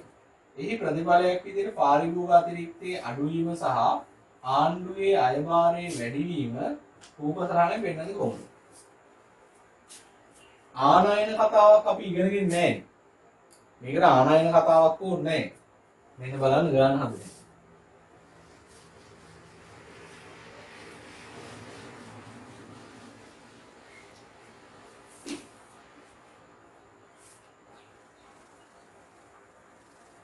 විභාගේ පේපර් එක දුන්නාම ඔයා රූපය අඳින්න දෙන්නේ නැහැ. රූපයක් ඇඳලා තියෙනවනේ. දැන් හැබැයි ඔයාලට තියෙන සොෆ්ට් කොපි එක නිසා රූපයක් ඇඳලා බලන්න. මේ වගේ ගන්න තියෙන මෙන්න මේ හරියට ඇඳලා මේකට ඉල්ලුම් වක්‍රය මම ඩී කියලා දානවා. ඊට පස්සේ එයා කියනවා භාණ්ඩයක් මත බද්දක් පැනවුණු නිසා P1 P2 ප්‍රමාණය බද්දක් පනවනවා. P1 කියන මිල ලකුණු කරලා දෙනවා. ඊට පස්සේ P2 කියන ප්‍රමාණයකුත් ලකුණු කරලා දෙනවා. ඔය ප්‍රමාණය බද්දක් දානවා. හරි. මේක A, මේක B, මේක C, D. මේ ගාන හදන්න අවශ්‍ය විස්තර මම කියලා දීලා තියෙනවා මේ ආරක්ෂණවාදී අන්තර්ජාතික වෙනදම කොටසෙදි. ඉස්සර ඒ ආනයන තීරුවද්දත් මේ පාඩමෙන් තමයි ඉගෙනන්නේ. ඒකයි මෙහෙම දීලා තියෙන්නේ. ඔයා දන්නවා දැන් භාණ්ඩයක් ආනයනය කරලා විකුණනකොට ආනයන සැපයුම් වක්‍රයේ ඉන්නේ පූර්ණ නම්‍ය සැපයුම් වක්‍රය. කියන්නේ ආනයනය කරන භාණ්ඩයේ මිලෙන් තමයි සැපයුම් වක්‍රය එන්නේ. ඊට පස්සේ ඒකට බද්දක් වෙනවම ඔයා දන්නවා මේ සැපයුම් වක්‍රය බද්දේ ප්‍රමාණයෙන් ඉහළ නගිනවා. හරිද? දැන් මේ සැපයුම් වක්‍රය ඇදලා නැත්නම් මේක යහනේ පාරිභෝග අතිරික්තය ගැන විතරයි. පාරිභෝග අතිරික්තය කියන්නේ පාරිභෝගිකයට භාණ්ඩේ ගන්න පුළුවන් මිලට උඩින් සහ ඉල්ලුම් වක්‍රයට අඩින් තියෙන කොටස. හරි. මේක යහන්නේ පාරිභෝග අතිරික්තය අඩුවීමනේ. කලින් පාරිභෝග අතිරික්තය පෙර භාණ්ඩේ තියෙන P1 මිලට එතකොට ඊට උඩින් ඉල්ලුම් වක්‍රයට අඩින් තියෙන A ධන B ධන C.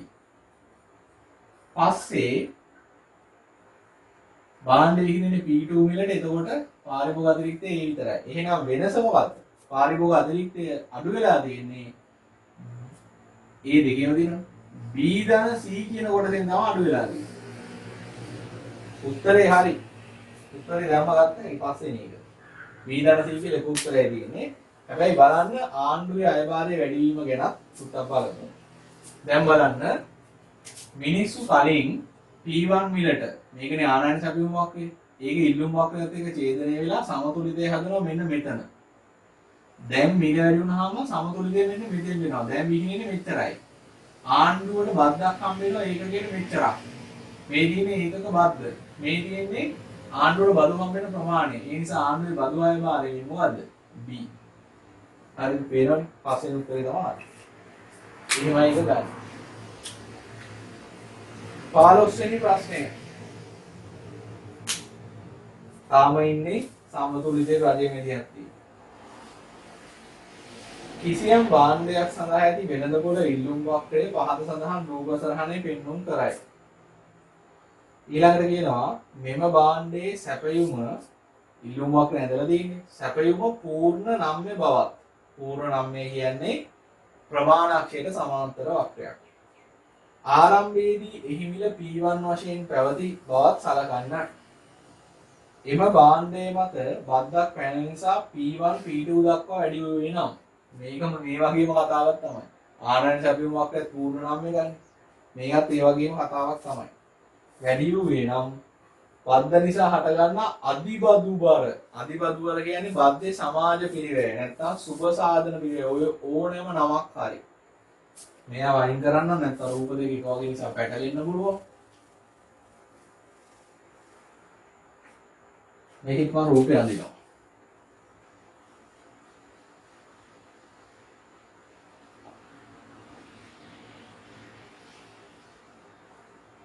D P1 කියලා මිලක් තියෙනවා. ඒකෙදි Q3 කියන ප්‍රමාණය තමයි ලකුණු ගලලා තියෙන්නේ. P2 කියලා මිලක් තියෙනවා. ඒකෙදි Q2 P3 කියලා මිලක් තියෙනවා. Q3 P4 කියන්නේ මේකේ උපරිම ඉල්ලුම මිල. හරි. මොනවද කියන්නේ? මේකේ පූර්ණ නම්‍ය සැපයුම් වක්‍රයක් තියෙන්නේ. මුලින්ම ඒකෙන් පටන් ගන්න P1 වල. ඒ කියන්නේ මෙන්න සැපයුම් වක්‍රය. ඒ කියන්නේ මේ තියෙන සමතුලිත මිල, මේ තියෙන සමතුලිත ප්‍රමාණය. හරි. ඊට පස්සේ ඒකක බද්දක් වෙන නිසා P1 සිට P2 දක්වා විතරනවලු. ඒ කියන්නේ P2 කියන්නේ මෙන්න මේකේ සැපයුම් වක්‍රය x1. වක්‍රයේ උඩට විතරනවා. දැන් අහන්නේ මොකද? අහන්නේ අධිබදු බර. කොහොමද අධිබදු බර ගන්න? අධිබදු බර ගන්නේ ලේසියෙන්ම ත්‍රිකෝණ කැලලක් තියෙන්නේ. සාමාන්‍ය රූප සරණක් ඇඳලා ටක් දාලා හොයාගන්න පුළුවන්. අර අග්ගිසේ තියෙන ත්‍රිකෝණ කැලේ දෙක. වැඩේ තියෙන්නේ මේකේ සැපයුම් වක්‍රය ටික වෙනස්නේ. ඒ නිසා අපි අධිබදු බර හොයන්නේ කොහොමද සමීකරණේ? අපි ගන්නවා පාරිභෝග අතිරික්තයේ වෙනස. ඊට පස්සේ ගන්නවා නිෂ්පාදන අතිරික්තයේ වෙනස. ඊට පස්සේ ආණ්ඩුවේ බදු අයභාරය. එහෙම ඔය දීර්ඝ ක්‍රමයක. මට මේක වැලු ගන්නකොටම කියන්නත් පුළුවන්. නමුත් අපි එහෙම ඕනේ අදාගෙන යන්න. මේක මේ ලකුණු කරලා දිනවා. D ඊට පස්සේ E සහ F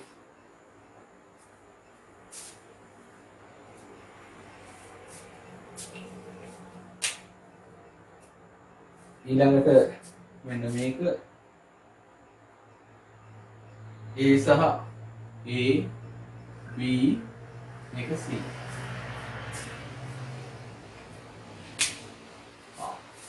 D කියන්නේ මේකේ ප්‍රදේශ නෙමෙයි. මෙන්න මෙතන තමයි D කියන්නේ. මෙතන තමයි E කියන්නේ. මෙතන තමයි F කියන්නේ. හරි.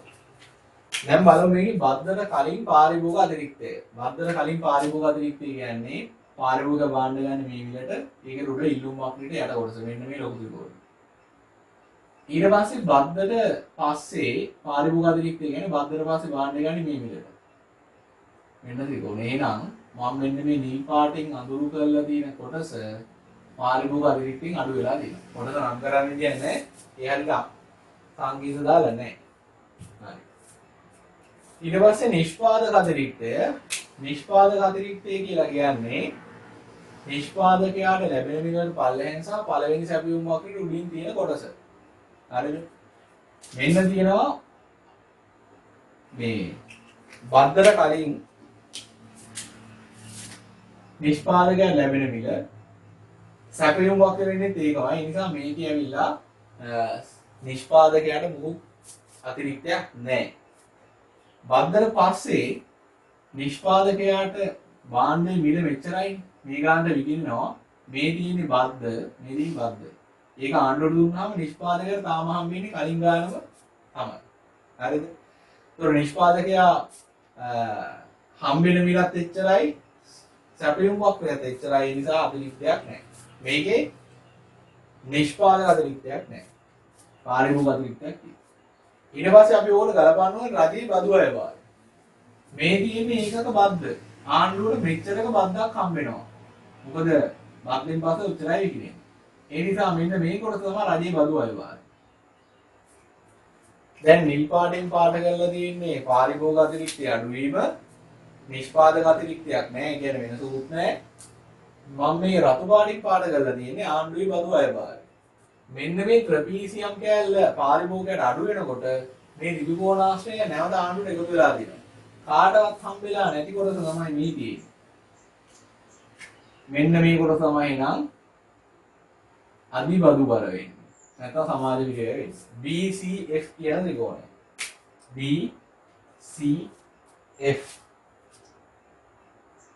BCF ත්‍රිකෝණය. BCF ප්‍රදේශය කියලා දෙන පස්සේ හරි ලේසි. හරි. ඔයා දැන් මෙන්න මෙහෙම වැඩක් කරන්න ඕනේ. මම කියවනේ මේකේ තියෙන්නේ පළවෙනි පාඩමේ තියෙන ප්‍රශ්න 6ක් 1 සිට 6 දක්වා. ඔයා දාන්න 1 සිට 6 දක්වා ඔයා තනියම උත්තර දීලා කීයක් හරි ගියාද? 6 වෙනි ප්‍රශ්නේ ගානේ දාන 6න් කීයද? ඊට පස්සේ 2යි 3යි පාඩම් ඉස්සර එක පාඩමක් විතර තිබ්බේ. 7 වෙනි ප්‍රශ්නේ ඉඳන් 15 වෙනි ප්‍රශ්නේ වෙනකම්. හරිද? ඒතර ප්‍රශ්න 9ක් විතර තියෙනවා. 9න් කීයද කියලා දාන්න. 7 වෙනි ප්‍රශ්නේ ඉඳන් 15 වෙනි ප්‍රශ්නේ වෙනකම් තියෙනවා ප්‍රශ්න 9ක්. ඔයා දාන්න ඔයාගේ 9න් කීයක් හරිද?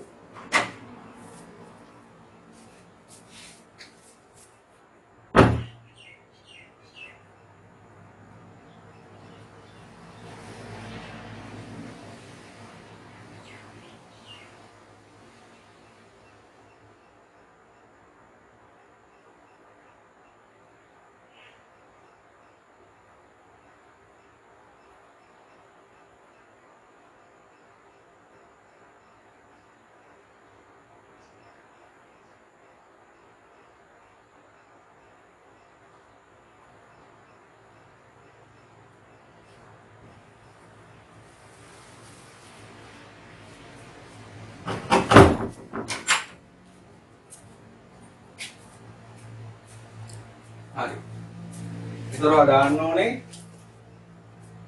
එකේ ඉඳන් 6 වෙනකම්. හරිද? කීයද ලකුණු? දාගන්න.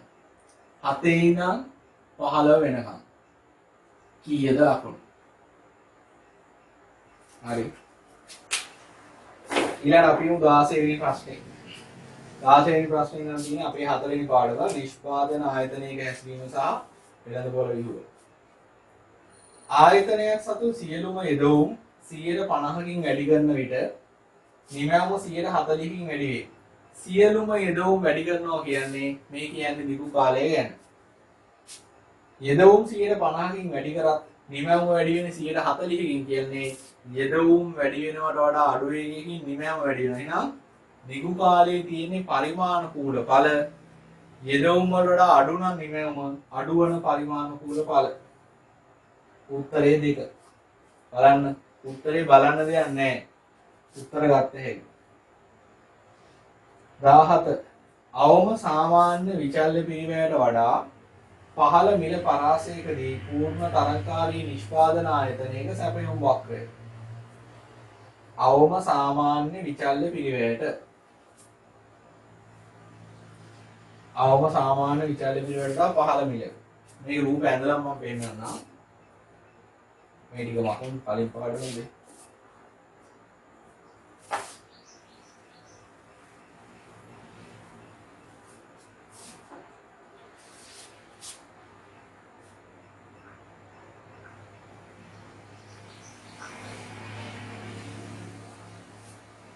හරි මේකේ රූප සරණ තියෙන්නේ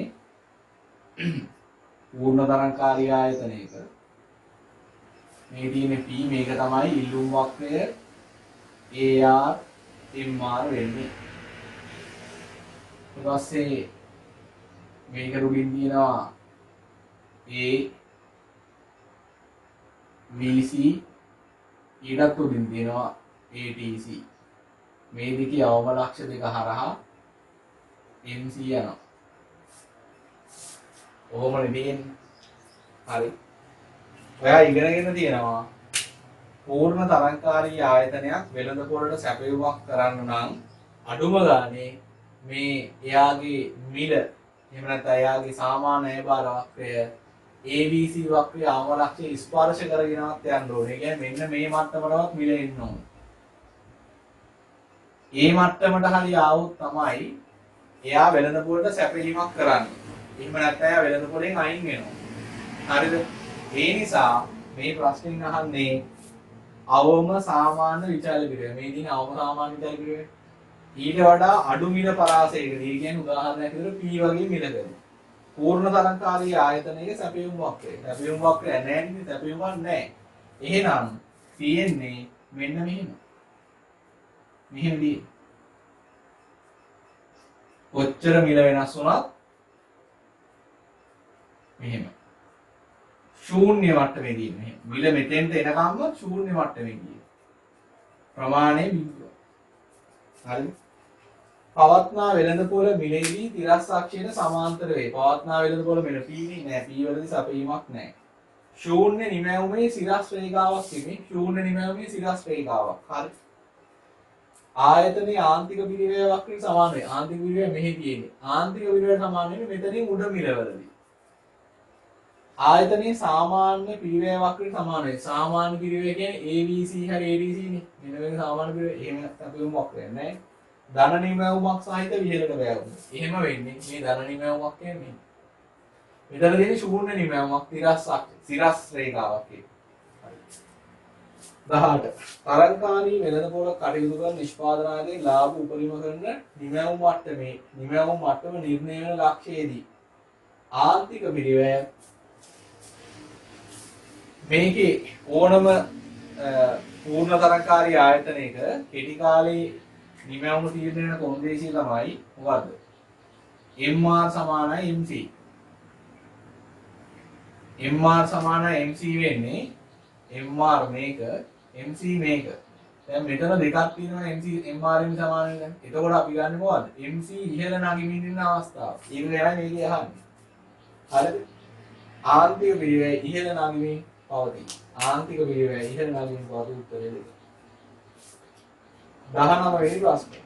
නිෂ්පාදන ආයතනයක් කෙටි කාලයේදී කිසිවක් නිෂ්පාදනය නොකරන්නේ නම් පහත් සඳහන් පිරිවැය තුලින් ශූන්‍ය අගයක් ගන්න මොකක්ද?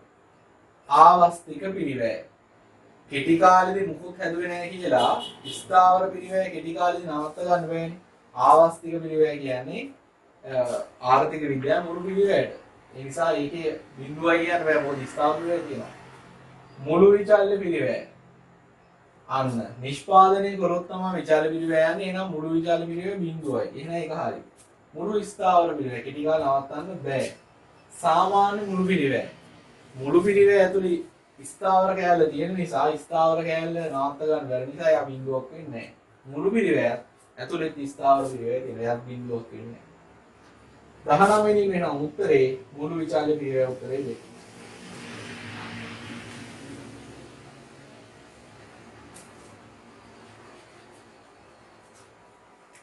හරි. ඔතනදී තුන්වෙනි හතරවෙනි පාඩමෙන් තිබ්බ ප්‍රශ්න ටිකත් ඉවරයි. ඉතින් හතරවෙනි පාඩමෙන් තිබ්බා 16 වෙනි ප්‍රශ්නේ ඉඳන් 19 වෙනි ප්‍රශ්න වෙනකම් ප්‍රශ්න හතරක්. 16, 17, 18, 19. හතරේ කීයද කියලා දාන්න. මේකේ උත්තරේ එන්න 6න් කීයද? මේකේ උත්තරේ එන්න ඕනේ 9න් කීයද? මේකේ උත්තරේ එන්න ඕනේ 4න් කීයද? හරි. ඊළඟ ආදායම් චක්‍රීය ප්‍රවාහ ආකෘතිය තුල ඇතුළත් මූර්ත ප්‍රවාහ අතුරින් එකක් වන්නේ ආදායම් චක්‍රීය ප්‍රවාහය කියලා මම එකක් ඇඳලා දුන්නා.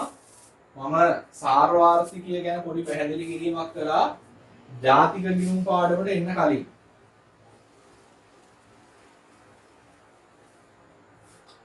ඒකදී මම මෙන්න මෙහෙම එකක් ඇඳලා කුටුම්බ ව්‍යාපාර මේ පැත්තට ගියා නිෂ්පාදන සාධක කුටුම්බ වලින් ව්‍යාපාර කුටුම්බ වලට ඒ වෙනුවට අම්මුණා සාධක ආදායම් සාධක එකතු කරලා මේගොල්ලෝ භාණ්ඩ හැදුවා මේ සාධක ආදායම් පාවිච්චි කරලා මේ ටික මිලදී ගත්තා වියදම මූර්ත ප්‍රවාහ කියන්නේ මෙන්න මේ දෙක නිෂ්පාදන සාධකයි භාණ්ඩ හා සේවයි මේ දෙක මූල්‍ය ප්‍රවාහ ඒවා සල්ලි මේවා භාණ්ඩ හා සේවා හරි සාධක හරි මූර්ත සේවා මූර්ත ප්‍රවාහයෙන් තෝරන්න ආයතන විසින් කුටුම්බ කරා ඇදී ගිය භාණ්ඩ හා සේවා ආයතන විසින් කුටුම්බ ඇදී ගිය භාණ්ඩ හා සේවා හරිනේ ආයතන විසින් කුටුම්බ කරා ඇදී ගිය සාධක සේවා ආයතන විසින් කුටුම්බ කරා නෙමෙයි සාධකයන්ගේ කුටුම්බ විසින් ආයතන කරා ඒක වැරදි කුටුම්බ වෙතින් ආයතන කරා ඇදී ගිය භාණ්ඩ හා සේවා කුටුම්බ වෙතින් ආයතන කරා නෙමෙයි භාණ්ඩ හා සේවා එන්නේ ආයතන වෙතින් කුටුම්බ වල ආයතන වෙතින් කුටුම්බ කරා ගෙවී මුදල් ගෙවීම කියන මූල්‍ය ප්‍රවාහයක් පස්සේ නික මුදල් ගෙවීම මූල්‍ය ප්‍රවාහය ඒක උත්තර ඒක හරි 21 පසුගිය වර්ෂයේදී කිසියම් රටක පොදු මිල මට්ටම ඉහළ ගිය නමුදු භාණ්ඩ හා සේවා නිෂ්පාදනය නොවෙනස්ව තිබුණා. හරිද? මෙම තොරතුරු වලට අදාළව කවරක් නිවැරදි වේද? මොකක්ද අහන්නේ නාමික දලදේශීය නිෂ්පාදන මූර්ත දලදේශීය නිෂ්පාදිතය. මම සරල උදාහරණ වලින් මේක පැහැදිලි කරලා තියෙනවා ජාතික ගිණුම් පාඩමේදී. මම කියලා දුන්නා මම ගත්ත උදාහරණය මම කිව්වා හිතන්න රටක් තියෙනවා දොඩම් හදනවා. පළවෙනි අවුරුද්ද දොඩම් ගෙඩි මේ වගේ හදනවා. මෙතන දොඩම් ගෙඩි 1000ක් නියෝජනය වෙනවා කියලා හිතන්න. දොඩම් ගෙඩි 4000ක් හදනවා. එක දොඩමක් රුපියල් 20යි. එතකොට මේ රටේ දලදේශීය නිෂ්පාදිතය මේ අවුරුද්දේ 80000යි. හරිද? දැන් මේක කියන්නේ ඊළඟ අවුරුද්දේ දොඩම් හදන්නේ එක වගේම. දොඩම් 4000යි හදන්නේ. හැබැයි පොදු මිල මට්ටම වැඩි වෙලා දෙනවා. ඒ කියන්නේ දොඩමක මිල වැඩි වෙලා තියෙනවා. ඒ කියන්නේ 120000යි. මේ 80000යි 120000යි කියන්නේ නාමික දලදේශීය නිෂ්පාදනය. මොකද ඒක ඒ අවුරුද්දේ තියෙන මිල ගණන් වලින් තමයි අගය කරලා තියෙන්නේ. මේ භාණ්ඩ හා සේවා ප්‍රමාණය දොඩම් ගිනි ගන්නට කියන්නේ මූර්ත දලදේශීය නිෂ්පාදනය. භාණ්ඩ හා සේවා වෙනස් වෙලා නැත්නම් මූර්ත දලදේශීය නිෂ්පාදිතය නොවෙනස්ව තියෙන්න ඕනේ. එහෙනම් උත්තරේ වෙන්න ඕනේ 2 හරි 4 හරි. නාමික දලදේශීය නිෂ්පාදනය වැඩි වෙනවා භාණ්ඩ වැඩි වුණත් මිල වැඩි වුණා. ඒ නිසා ඒක වැඩි වෙන්න ඕනේ. දෙවෙනි උත්තරේ තියෙන්නේ නාමික දාදේනි වෙනස් වුණේ නැහැ කියන එක නෙමෙයි උත්තරේ. හතරවෙනි උත්තරේ තියෙන්නේ නාමික දාදේනි ඉහළ ගියා. එහෙනම් හතරවෙනි උත්තරේ තමයි හරි උත්තරේ. 22 පහත සඳහන් දෑ අතුරින් පෞද්ගලික ආදායම ගණනය කිරීමේදී ඇතුළත් කර ගන්නා නමුදු ජාතික ආදායම ගණනය කිරීමේදී බැහැර කරන්නේ මොකද්ද? පෞද්ගලික ආදායම කියන්නේ කුටුම්බ වලට හම් වෙන ආදායම. හරිද? අපි ඒක ගණනය කරන්නේ අපි ගන්නවා ජාතික ආදායම ජාතික ආදායමෙන් හැම ආදායම කුටුම්බ වලට හම් වෙන්නේ නැහැ. කුටුම්බ වලට නොලැබෙන කොටස අයින් කරනවා. මොනවද ඔය නොලැබෙන්නේ? සාංගමික මේ රඳවාගත් ලාභ, සමාගම් බදු, සමාජ ආරක්ෂණ අරමුදල් වලට කරපු ගෙවීම ඒවා හම්බෙන්නේ නැහැ. ඒකට ආයෙ එකතු කරනවා ජාතික ආදායමේ නැති වුණත් කුටුම්බ වල ලැබෙනවා. පෞද්ගලික සංක්‍රාම ඒ වගේ එකතු කරනවා. දැන් මේකේ අහන්නේ ජාතික ආදායමේ නැහැ. හැබැයි පෞද්ගලික ආදායමේ තියෙනවා. මොකද්ද? සංක්‍රාම ගෙවීම. සංක්‍රාම ගෙවීම. සාංගතික ලාභාංශ කියන ඒවා ජාතික ආදායමට ගන්න ඕනේ. පෞද්ගලික ආදායමෙත් ඒක තියෙනවා. සමාජ ආරක්ෂණ අරමුදල් පෞද්ගලික ආදායම ගන්න ගන්නෙ නෑ. මේ කියන්නේ පෞද්ගලික ආදායම ගන්න ඕනේ ජාතික ආදායම ගන්න නැති. නොබෙදූ ලාභ ජාතික ආදායමට ගන්නවා කුටුම්බ ආදායමට ගන්නෙ නෑ. සුද්ධ පොලිය දෙකටම ගන්න. හරි. ඊළඟට මේකෙන් අහලා තියෙන්නේ ජාතික ගිණුම් වලින් ප්‍රශ්න 3යි. 21 ඉඳන් 20 ඉඳන් 22ට. 18 නෙමෙයි 19. 16 17 18 19. 20 ඉඳන් 22ට ප්‍රශ්න 3ක් අහලා තියෙනවා. 3ෙන් කීයද දාන්න? 22 ඉඳන් 23 ඉඳන් 23 ඉඳන් ඔයාලට කරන්න බෑ 23 ඉඳන් 26 දක්වා තියෙන්නේ සාර්වාර්ථික සමතුලිතය. තාම මේක මම කරලා නැහැ. ඒ නිසා මේ ප්‍රශ්න 4 කරන්න බෑ. 27 ඉඳන් 32 දක්වා ප්‍රශ්න 6ක් තියෙනවා. ඒක තියෙන්නේ මුදල් බැංකු මිල මට්ටම්. 7 වෙනි පාඩමේ එකක් මම පන්තියේ තාම කරලා නැහැ. ඒ කියන්නේ අපිට තියෙන ප්‍රධාන පාඩම් දෙක 6 7. එහෙනම් ඔයා 22 23 ඉඳන් 32 දක්වා ප්‍රශ්න උත්තර ලියන්න ඕනේ නැහැ. උත්තර ලියන්න බෑ. බලන්න එපා ඒ විදිහ අපි පාඩම් දෙක කළාම ඊට බලමු. 33 පාරිභෝජනයේ තරංකාරීත්වයක් නොමැති සහ පාරිභෝජනයෙන් බැහැර කිරීමේ හැකියාවක් නොමැති භාණ්ඩ. තරංකාරීත්වයක් නැහැ. බැහැර කිරීමක් බෑ. දෙකම බැරි මොනවද? පොදු භාණ්ඩවලද? සුද්ධ පොදු භාණ්ඩ. දෙකම පුළුවන් පෞද්ගලික භාණ්ඩවලට. තරංගකාරීත්වයක් තියෙනවා බැහැර කරන්න බැරි පොදු සම්පත් වලට. තරංකාරීත්වයක් නැහැ බැහැර කරන්න පුළුවන් අර්ධ පොදු භාණ්ඩවලට. එහෙනම් උත්තරේ සුද්ධ පොදු භාණ්ඩයක්. මේ හැබැයි විය නොහැකි කියලා උත්තරේ දෙන්නේ.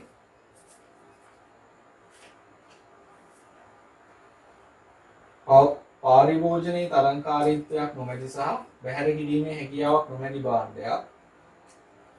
සුද්ධ පෞද්ගලික භාණ්ඩයක් විය නොහැකි. සුද්ධ පොදු භාණ්ඩයක් විය නොහැකිය. මට පේන්නේ පොඩි printing mistake එකක් තියෙනවා. උත්තරේ 1. නොහැකි නෙමෙයි හැකි වෙන්න. 33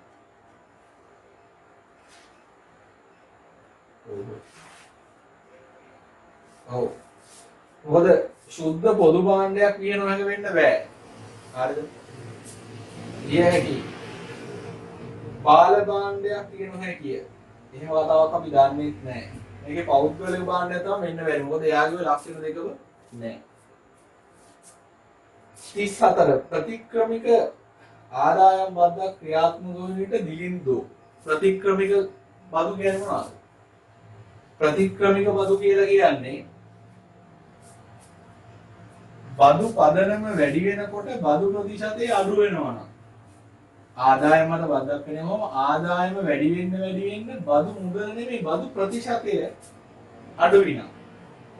ආදායම අඩු වෙන්න නම් බදු ප්‍රතිශතය වැඩි. එතකොට දිලින්දන්ට වාසිද නැහැ. ආදායම අඩු වෙද්දී බදු ප්‍රතිශතය වැඩි නම් දිලින්දන්ට හොඳ නැහැ. දිලින්දෝ තම ආදායමෙන් ධනවත් අයට වඩා අඩු බදු ප්‍රතිශතයක් ගෙවයි. නෑ දිලිඳුරා තමයි වැඩි බදු ප්‍රතිශතයක් ගෙවයි. ධනවත් අයට වඩා වැඩි රුපියල් ප්‍රමාණයක්. මෙතනදී බලන්නේ බදු ප්‍රතිශතය රුපියල් ගාන නෙමෙයි නේද? දෙක වැරදි. තුන්වෙනි එක තම ආදායම් මට්ටමට සමානුපාතිකව නෑ සමානුපාතික බද්දක් නෙමෙයි. ධනවත් අයට වඩා අඩු රුපියල් ප්‍රමාණයක් බදු වශයෙන් ගෙවයි. ඒක වෙන්නත් පුළුවන් නැත්නම් වෙන්නත් පුළුවන්. ධනවත් අයට වඩා වැඩි බදු ප්‍රතිශතයක් ගෙවයි. ඒක තමයි හරිම උත්තරේ. වැඩි බදු ප්‍රතිශතය 5. 35 වැඩිපුර තවත් එක් පුද්ගලයෙකුට ශුද්ධ පොදු භාණ්ඩයක් භාවිතා කිරීමට ආන්තික සමාජ පිරිවැය. මේවා ශුද්ධ පොදු භාණ්ඩ සාමූහිකවයි පරිභෝජනය කරන්නේ. සාමූහිකව පරිභෝජනය කරන නිසා ශුද්ධ පොදු භාණ්ඩ අමතර එක්කෙනෙක්ට මේ භාණ්ඩය පාවිච්චි කරන්න අතිරේක පිරිවැයක් වියදම් වෙන්නේ නැහැ. ඒ නිසා ආන්තික සමාජ පිරිවැය ශූන්‍යයි. බිඳුවයි. උත්තරය 2. 36 නිදහස් වෙළඳ පොලක් තුල නිෂ්පාදනය කරන එක්තරා භාණ්ඩයක සමතුලිත නිමැවුම් මට්ටමේදී එම භාණ්ඩයේ ආන්තික පෞද්ගලික සහ බාහිර ප්‍රතිලාභ ආන්තික පෞද්ගලික සහ බාහිර පිරිවැය පහත වගේ දැක්වේ. හරි. මෙම වෙළඳ පොළට රජයේ මැදිහත් වීමෙන් පසු සම්පත් බෙදාවෙන් කිරීම කාර්යක්ෂමතාවය ඉහළ දැමිය හැකිය. මක් නිසාද එම භාණ්ඩය මේකේ බලන්න. ආන්තික පෞද්ගලික ප්‍රතිලාභ 36යි ආන්තික බාහිර ප්‍රතිලාභ 18යි. ඒ නිසා සමාජ ප්‍රතිලාභී කීයද? සමාජ ප්‍රති 36යි 18යි 54යි. පෞද්ගලික පිරිවැය 24යි බාහිර පිරිවැය 0යි. හරිද? එහෙනම් සමාජ පිරිවැය මේකේ 24යි. සමාජ පිරි 24යි. සමාජ පිරිවැයට වඩා සමාජ ප්‍රතිලාභ වැඩි කියන්නේ මොන භාණ්ඩද? සුභ සාධන භාණ්ඩ. මක් නිසාද මේ භාණ්ඩය සුභ සාධන භාණ්ඩයක් වෙන වැඩි දෙවෙනි එක. මේක සුභ සාධන භාණ්ඩයක් කියන එක මේ විදිහට ගන්නත් පුළුවන්. තව විදිහක් තියෙනවා ගන්න. ඒ තමයි මේකේ බාහිර පිරිවැය නැහැ බාහිර ප්‍රතිලාභ තියෙනවා. බාහිර ප්‍රතිලාභ තියෙන්නේ සුභ සාධන භාණ්ඩවල. හරි. අයවැය හිඟිය මූලයට යොදා ගන්න ලබන පහත් සඳහන් ක්‍රම අතරින් සමාහාර ඉල්ලුම විශාලම ප්‍රමාණයකින් වැඩි කරන්න පුළුවන්. සමාහාර ඉල්ලුම වැඩි වෙලා ඇති වෙන්නේ උද්දමනයක්. ඒ කියන්නේ ප්‍රසාරණාත්මක ප්‍රතිවිපාකයේ තියෙන මූලාශ්‍රය. ප්‍රසාරණාත්මක ප්‍රතිවිපාකයේ තියෙන්නේ අපේ මූලාශ්‍ර ප්‍රධාන වශයෙන් විදේශීය දේශීය කියලා බෙදෙනවා. විදේශීය එක අපිට හරියටම කියන්න බෑ අයින් කරලා. දේශීය ප්‍රධාන කොටස් දෙකයි වෙළඳ පොළ මූලාශ්‍ර වෙළඳ පොළ නොවන. වෙළඳ පොළ මූලාශ්‍ර නැවත කොටස් දෙකයි බැංකු නොවන. බැංකු මූලාශ්‍රයේ බැංකු කියන්නේ වාණිජ බැංකු සහ මහා බැංකු. බැංකු මූලාශ්‍රයේ ප්‍රසාරණාත්මක ප්‍රතිවිපාකයක් තියෙනවා. ඊට පස්සේ තෙරපුම් ප්‍රතිවිපාකයක් තියෙනවා. බැංකු නොවන එකේ තෙරපුම් තියෙනවා ප්‍රසාරණාත්මක ප්‍රතිවිපාකයක් නැහැ. වෙළඳ පොළ නොවන එකේ ප්‍රතිවිපාක දෙක එකක්වත් නැහැ. ඒ නිසා සමාහාර ඉල්ලුම වැඩිම වෙන්නේ බැංකු මූලාශ්‍රයෙන් ණය ගන්නකොට. සරල කතාව මේ අහන්නේ බැංකු මූලාශ්‍රයෙන් ණය ගන්න අවස්ථාව මොකද්ද? විදේශිකයන්ට පිරිනපත් අලෙවි කිරීම. පිරිනපත් කියන්නේ රාජ්‍ය බැඳුම් කර. විදේශිකයන්ට අලෙවි කරාම අපිට විදේශ විනිමය හම්බෙන්නේ. ඒක බැංකු මූලාශ්‍රයක් නෙමෙයි. මහ බැංකුවට පිරිනපත් අලෙවි කිරීම. මහ බැංකුවට පිරිනපත් අලෙවි කළාට පස්සේ මහ බැංකුව දෙනවා සල්ලි අච්චු ගහලා දෙන්නේ. ඒකෙනුත් ප්‍රසාරණාත්මක ප්‍රතිවිපාකයක් ඇති වෙනවා. ඊළඟ වාණිජ බැංකු වලට පිරිනපත් අලෙවි කිරීම. වාණිජ බැංකු වලට පිරිනපත් අලෙවි කරාම මේකේ පොඩි කොටසක් මේක උත්තරේ ගන්න අවශ්‍ය පොඩි කොටසක් කියලා දීලා නෑ මම. පදනම් මුදල් සහ මුදල් ගුණකය කියලා.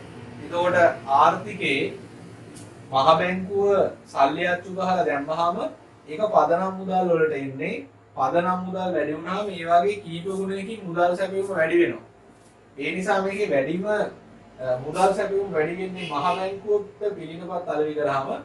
නමුත් ඒකේ උත්තරේ ගන්න ඒ පාඩමේ කෑල්ලකුයි මුදල් බැංකු මිල මට්ටම් පාඩමේ කෑල්ලකුයි දෙකම ඕනේ. නිසා මේ ප්‍රශ්නෙට උත්තරේ ගහ ගන්න උත්තරේ තමයි 2. දෙවෙනි උත්තරේ ඒක ගන්න විදිහ තාම ඔයා දන්නේ නැහැ. ඊට පස්සේ තියෙන ඊළඟ පාඩමේ වань අපි 37 වෙනි ප්‍රශ්නේ පොඩ්ඩක් ඉතුරු කරලා අපි ගමු මේකේ තිබ්බා 33 34 35 36 ප්‍රශ්න 4ක් තිබ්බා. 33 සිට 36 දක්වා. 4න් කීයද කියලා දාන්න. 37 අපි යන්න නැතුව කෑල්ලක් ගන්නෑ.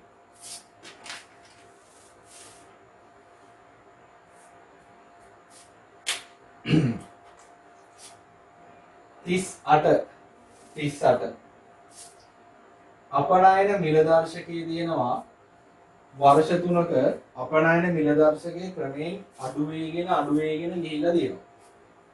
වෙළඳ අනුපාතය දීලා තියෙනවා. වෙළඳ අනුපාතය අඩු වේගෙන ගිහිල්ලා තියෙනවා.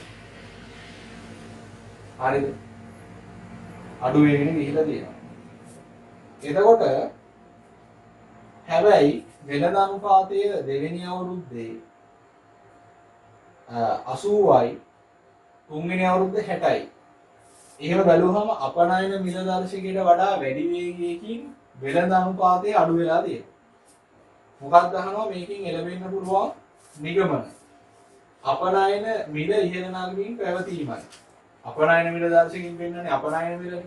අපනයන මිල ඉහළ නැග්ගනම් අපනයන මිල දර්ශකේ පල්ලෙහාට වැටෙන්නේ නැහැ. ඒ උත්තරේ වැරදි. ආනයන මිල ඉහළ නගමින් පැවතින බවයි. හරිද?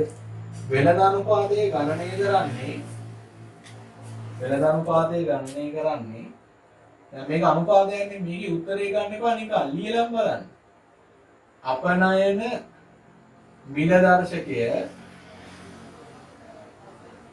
ආනයන මිල දර්ශකය වැඩි කරලා 100යි. 100 හරි. පළවෙනි අවුරුද්දේ අපනයන මිල දර්ශකයේ පළවෙනි අවුරුද්ද. අපනයන මිල දර්ශකයේ 100යි.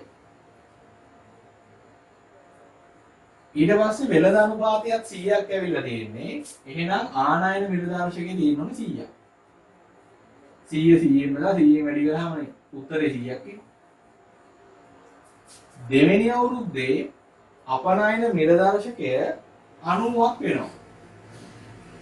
ඒක යම් ගානකින් මෙතන 100ෙන් වැඩි කරාම මෙතෙන්ට ඇවිල්ලා තියෙන උත්තරේ 80ක්. හරිද? ඇවිල්ලා තියෙන උත්තරේ 80ක්. හරි. ඒතකොට බලන්න මෙතන 90 100ෙන් වැඩි කළාම 9000යි. අපි බලමු මේ විදිහට උත්තරේ ගන්න. මම ඊට පස්සේ ඔය ඩෙඩි ලේසි ක්‍රමයක් කියලා දෙන්නම්.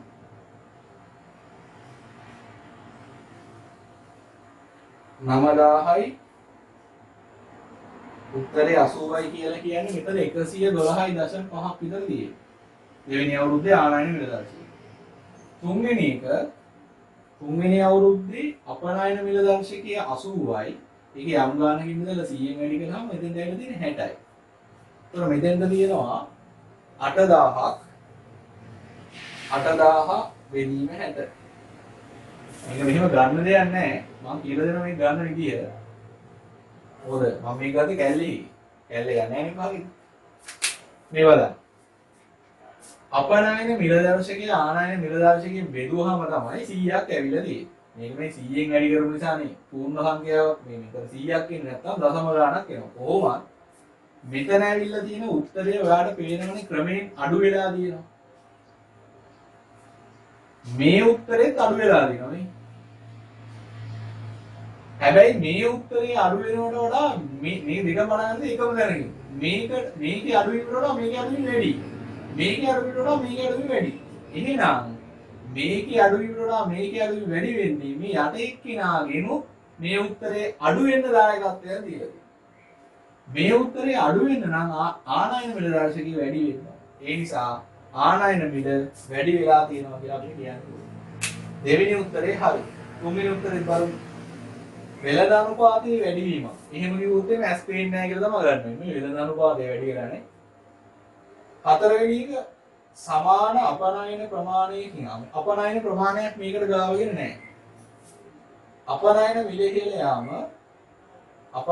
ඉහළ යාම හිමක් වෙලා නැහැ. අපනයන මිල අඩු වෙලා නැහැ. හරි. ඒ නිසා ඒවා හරි. 39 කිසිදු භාණ්ඩයක් හෝ සේවාවක් නිෂ්පාදනය කිරීමෙහිලා නිරපේක්ෂ වාසියක් නොමැති රටක් පිළිබඳ පහත සඳහන් කවරක් නිවැරදි වේද? නිරපේක්ෂ වාසි නැහැ. නිරපේක්ෂ වාසි නැති රටක සාපේක්ෂ වාසියක්ද නැත. එහෙම ගන්න නැහැ. නිරපේක්ෂ වාසී එකම රටක තියෙනකොට නිරපේක්ෂ වාසීන් ගාන හදන්න බෑ. ඒ ගානම අරගෙන තමයි මම සාපේක්ෂ වාසීන් හදලා පෙන්නන්නේ. රටවල් දෙකට සාපේක්ෂ වාසී එනවා. අඩු ආවස්තික පිරිවැයක් සහිත භාණ්ඩයක් හෝ සේවාවක් නිෂ්පාදනය කිරීමෙන් සාපේක්ෂ වාසියක් හිමි කරගත හැක. ඒක හරි. මොකද නිරපේක්ෂ වාසි නැති වුණොත් සාපේක්ෂ වාසි තියෙන්න පුළුවන්. ඉතින් අන්තාංශවලට හරි. එම රට අමුද්‍රව්‍ය අපනයනය කොට අවසාන භාණ්ඩ ආනයනය කරනු ඇත. ඉතින් මේක අපි ඉගෙන ගත්තේ නෑ. පිරිවැය වාසියක් නොමැති නිසා කිසිදු රටක් එම රට සමග වෙළඳාම් කිරීමට කැමති නොවනු ඇත. ඒ නිරපේක්ෂ වාසීන් කැමති වෙන්නේ නැත්නම් නමුත් සාපේක්ෂ වාසීන් කැමති වෙනවා.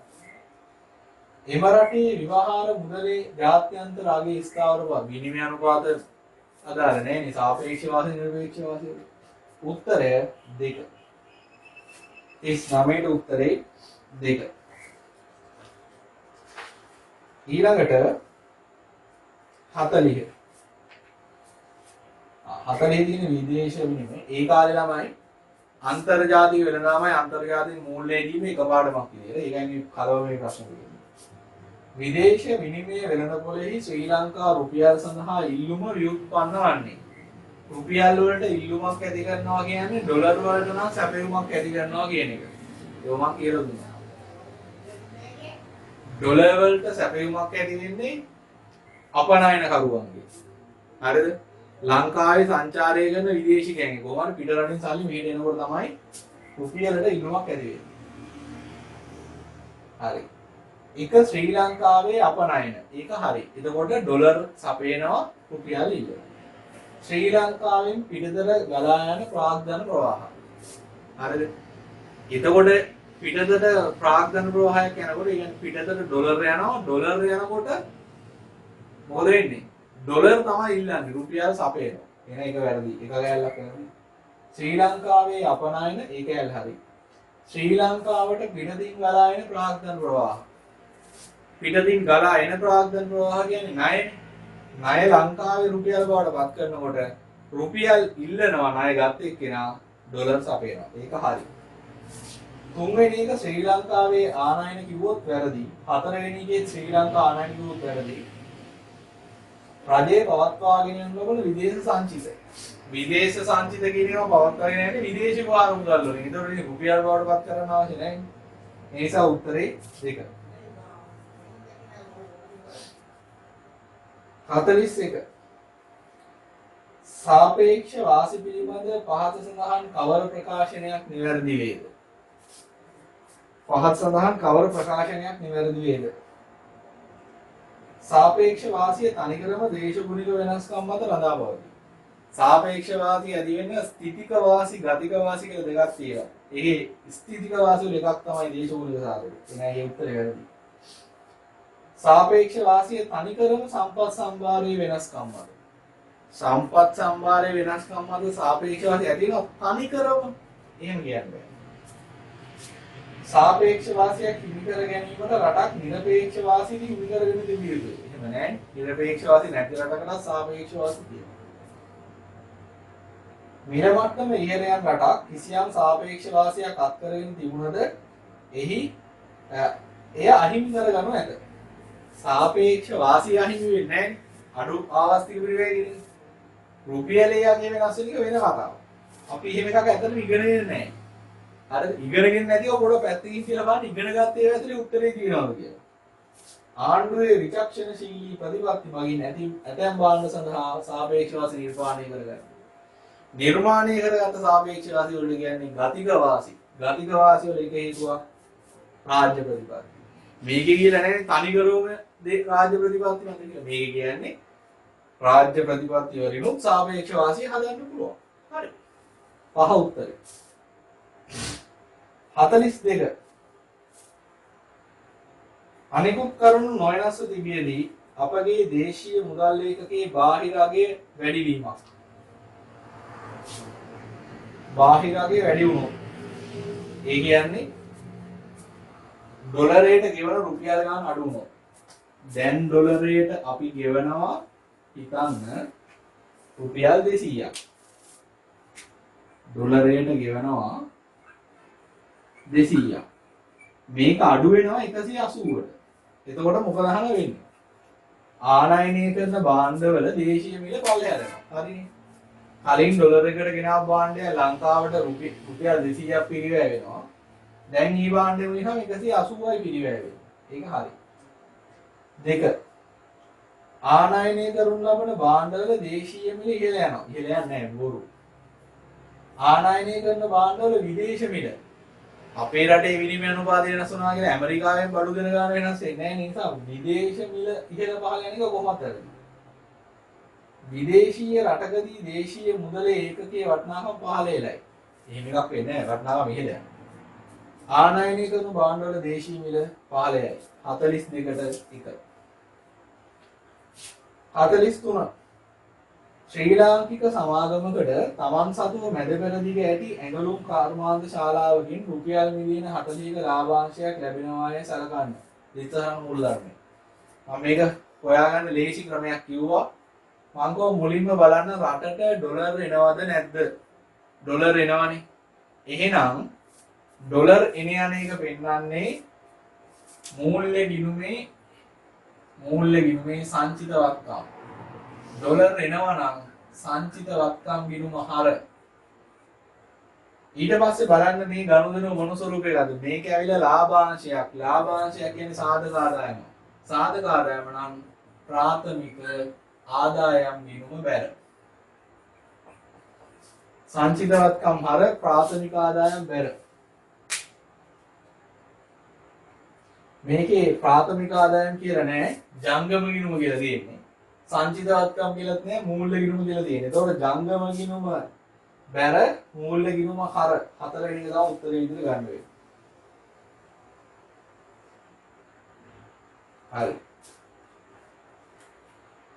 උතෙන්ට යනකම් අපේ තියෙන්නේ මේ 9 සහ 10 වෙනි පාඩම් වලින් 38 ඉඳන් 43 වෙනකම්. ඒතකොට එතන ප්‍රශ්න ඔක්කොම 6ක් තියෙනවා. 38 43 ප්‍රශ්න 6ක් තියෙනවා. 6න් කීයද කියලා දාන්න.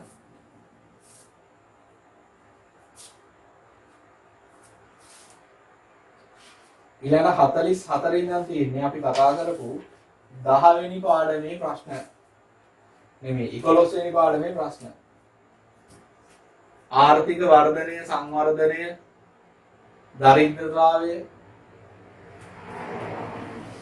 අන්න ඒවා මේ පාඩමට අදාළ ප්‍රශ්න තමයි අපිට යොමු වෙන්නේ.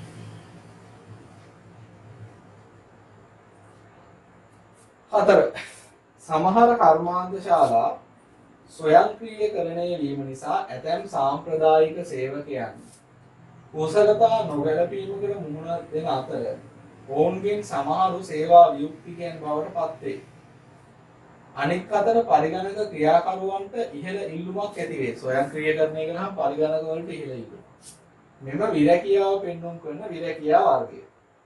විරැකියා ටික හඳුනගෙන යන්න.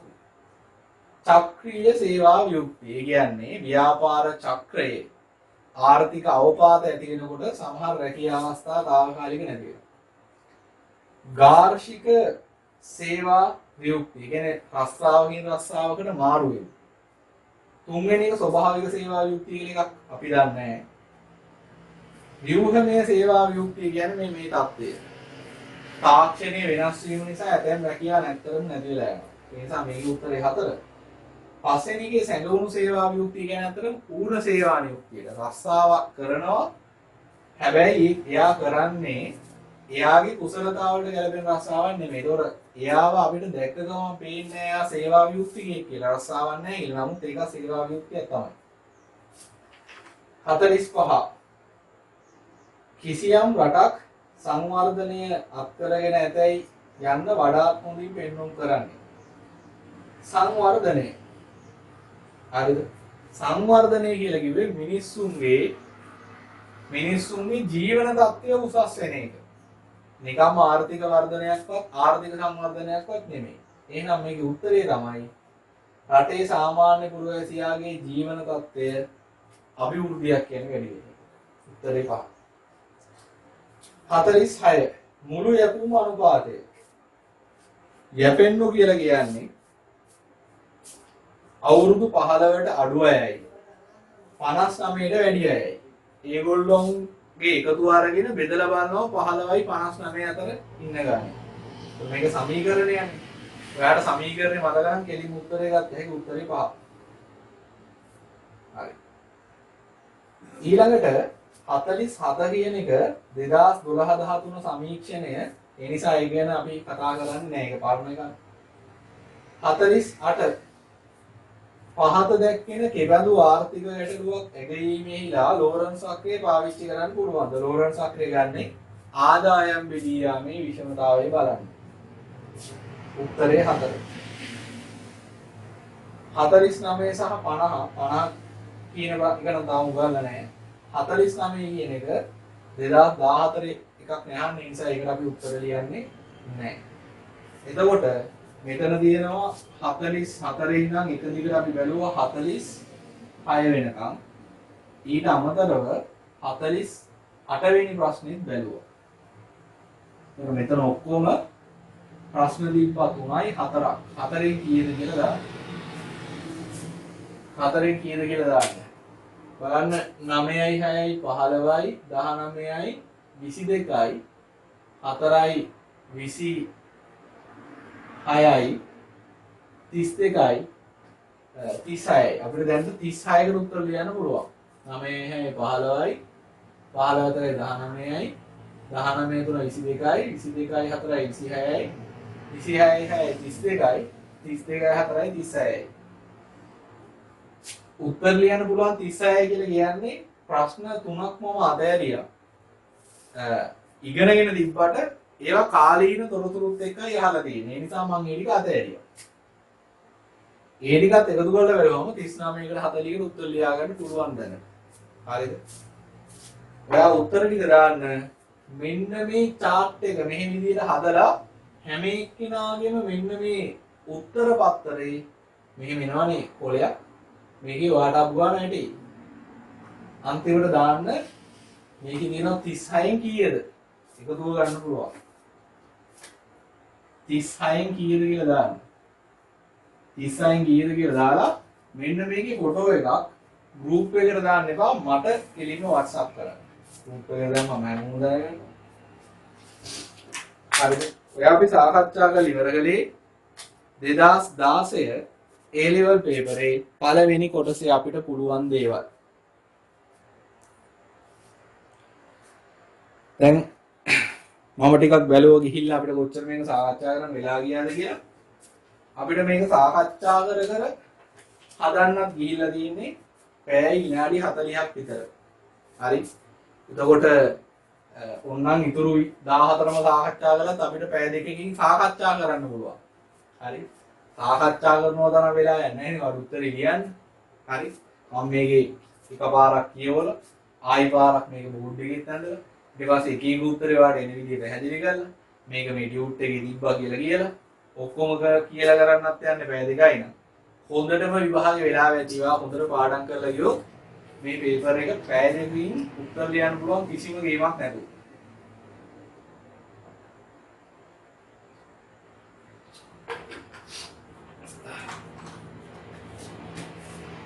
මම මේක හදන්න කිව්වේ ළමයි. ඔයාට මේකෙන් බලා ගන්න පුළුවන් සාපේක්ෂව ඔයාට ලකුණු අඩු වෙන්නේ මොන පැති වලින්ද? හරි. මේ පාඩම් චුට්ටක් වැඩිපුර ආයෙයි බලන්න. හරි.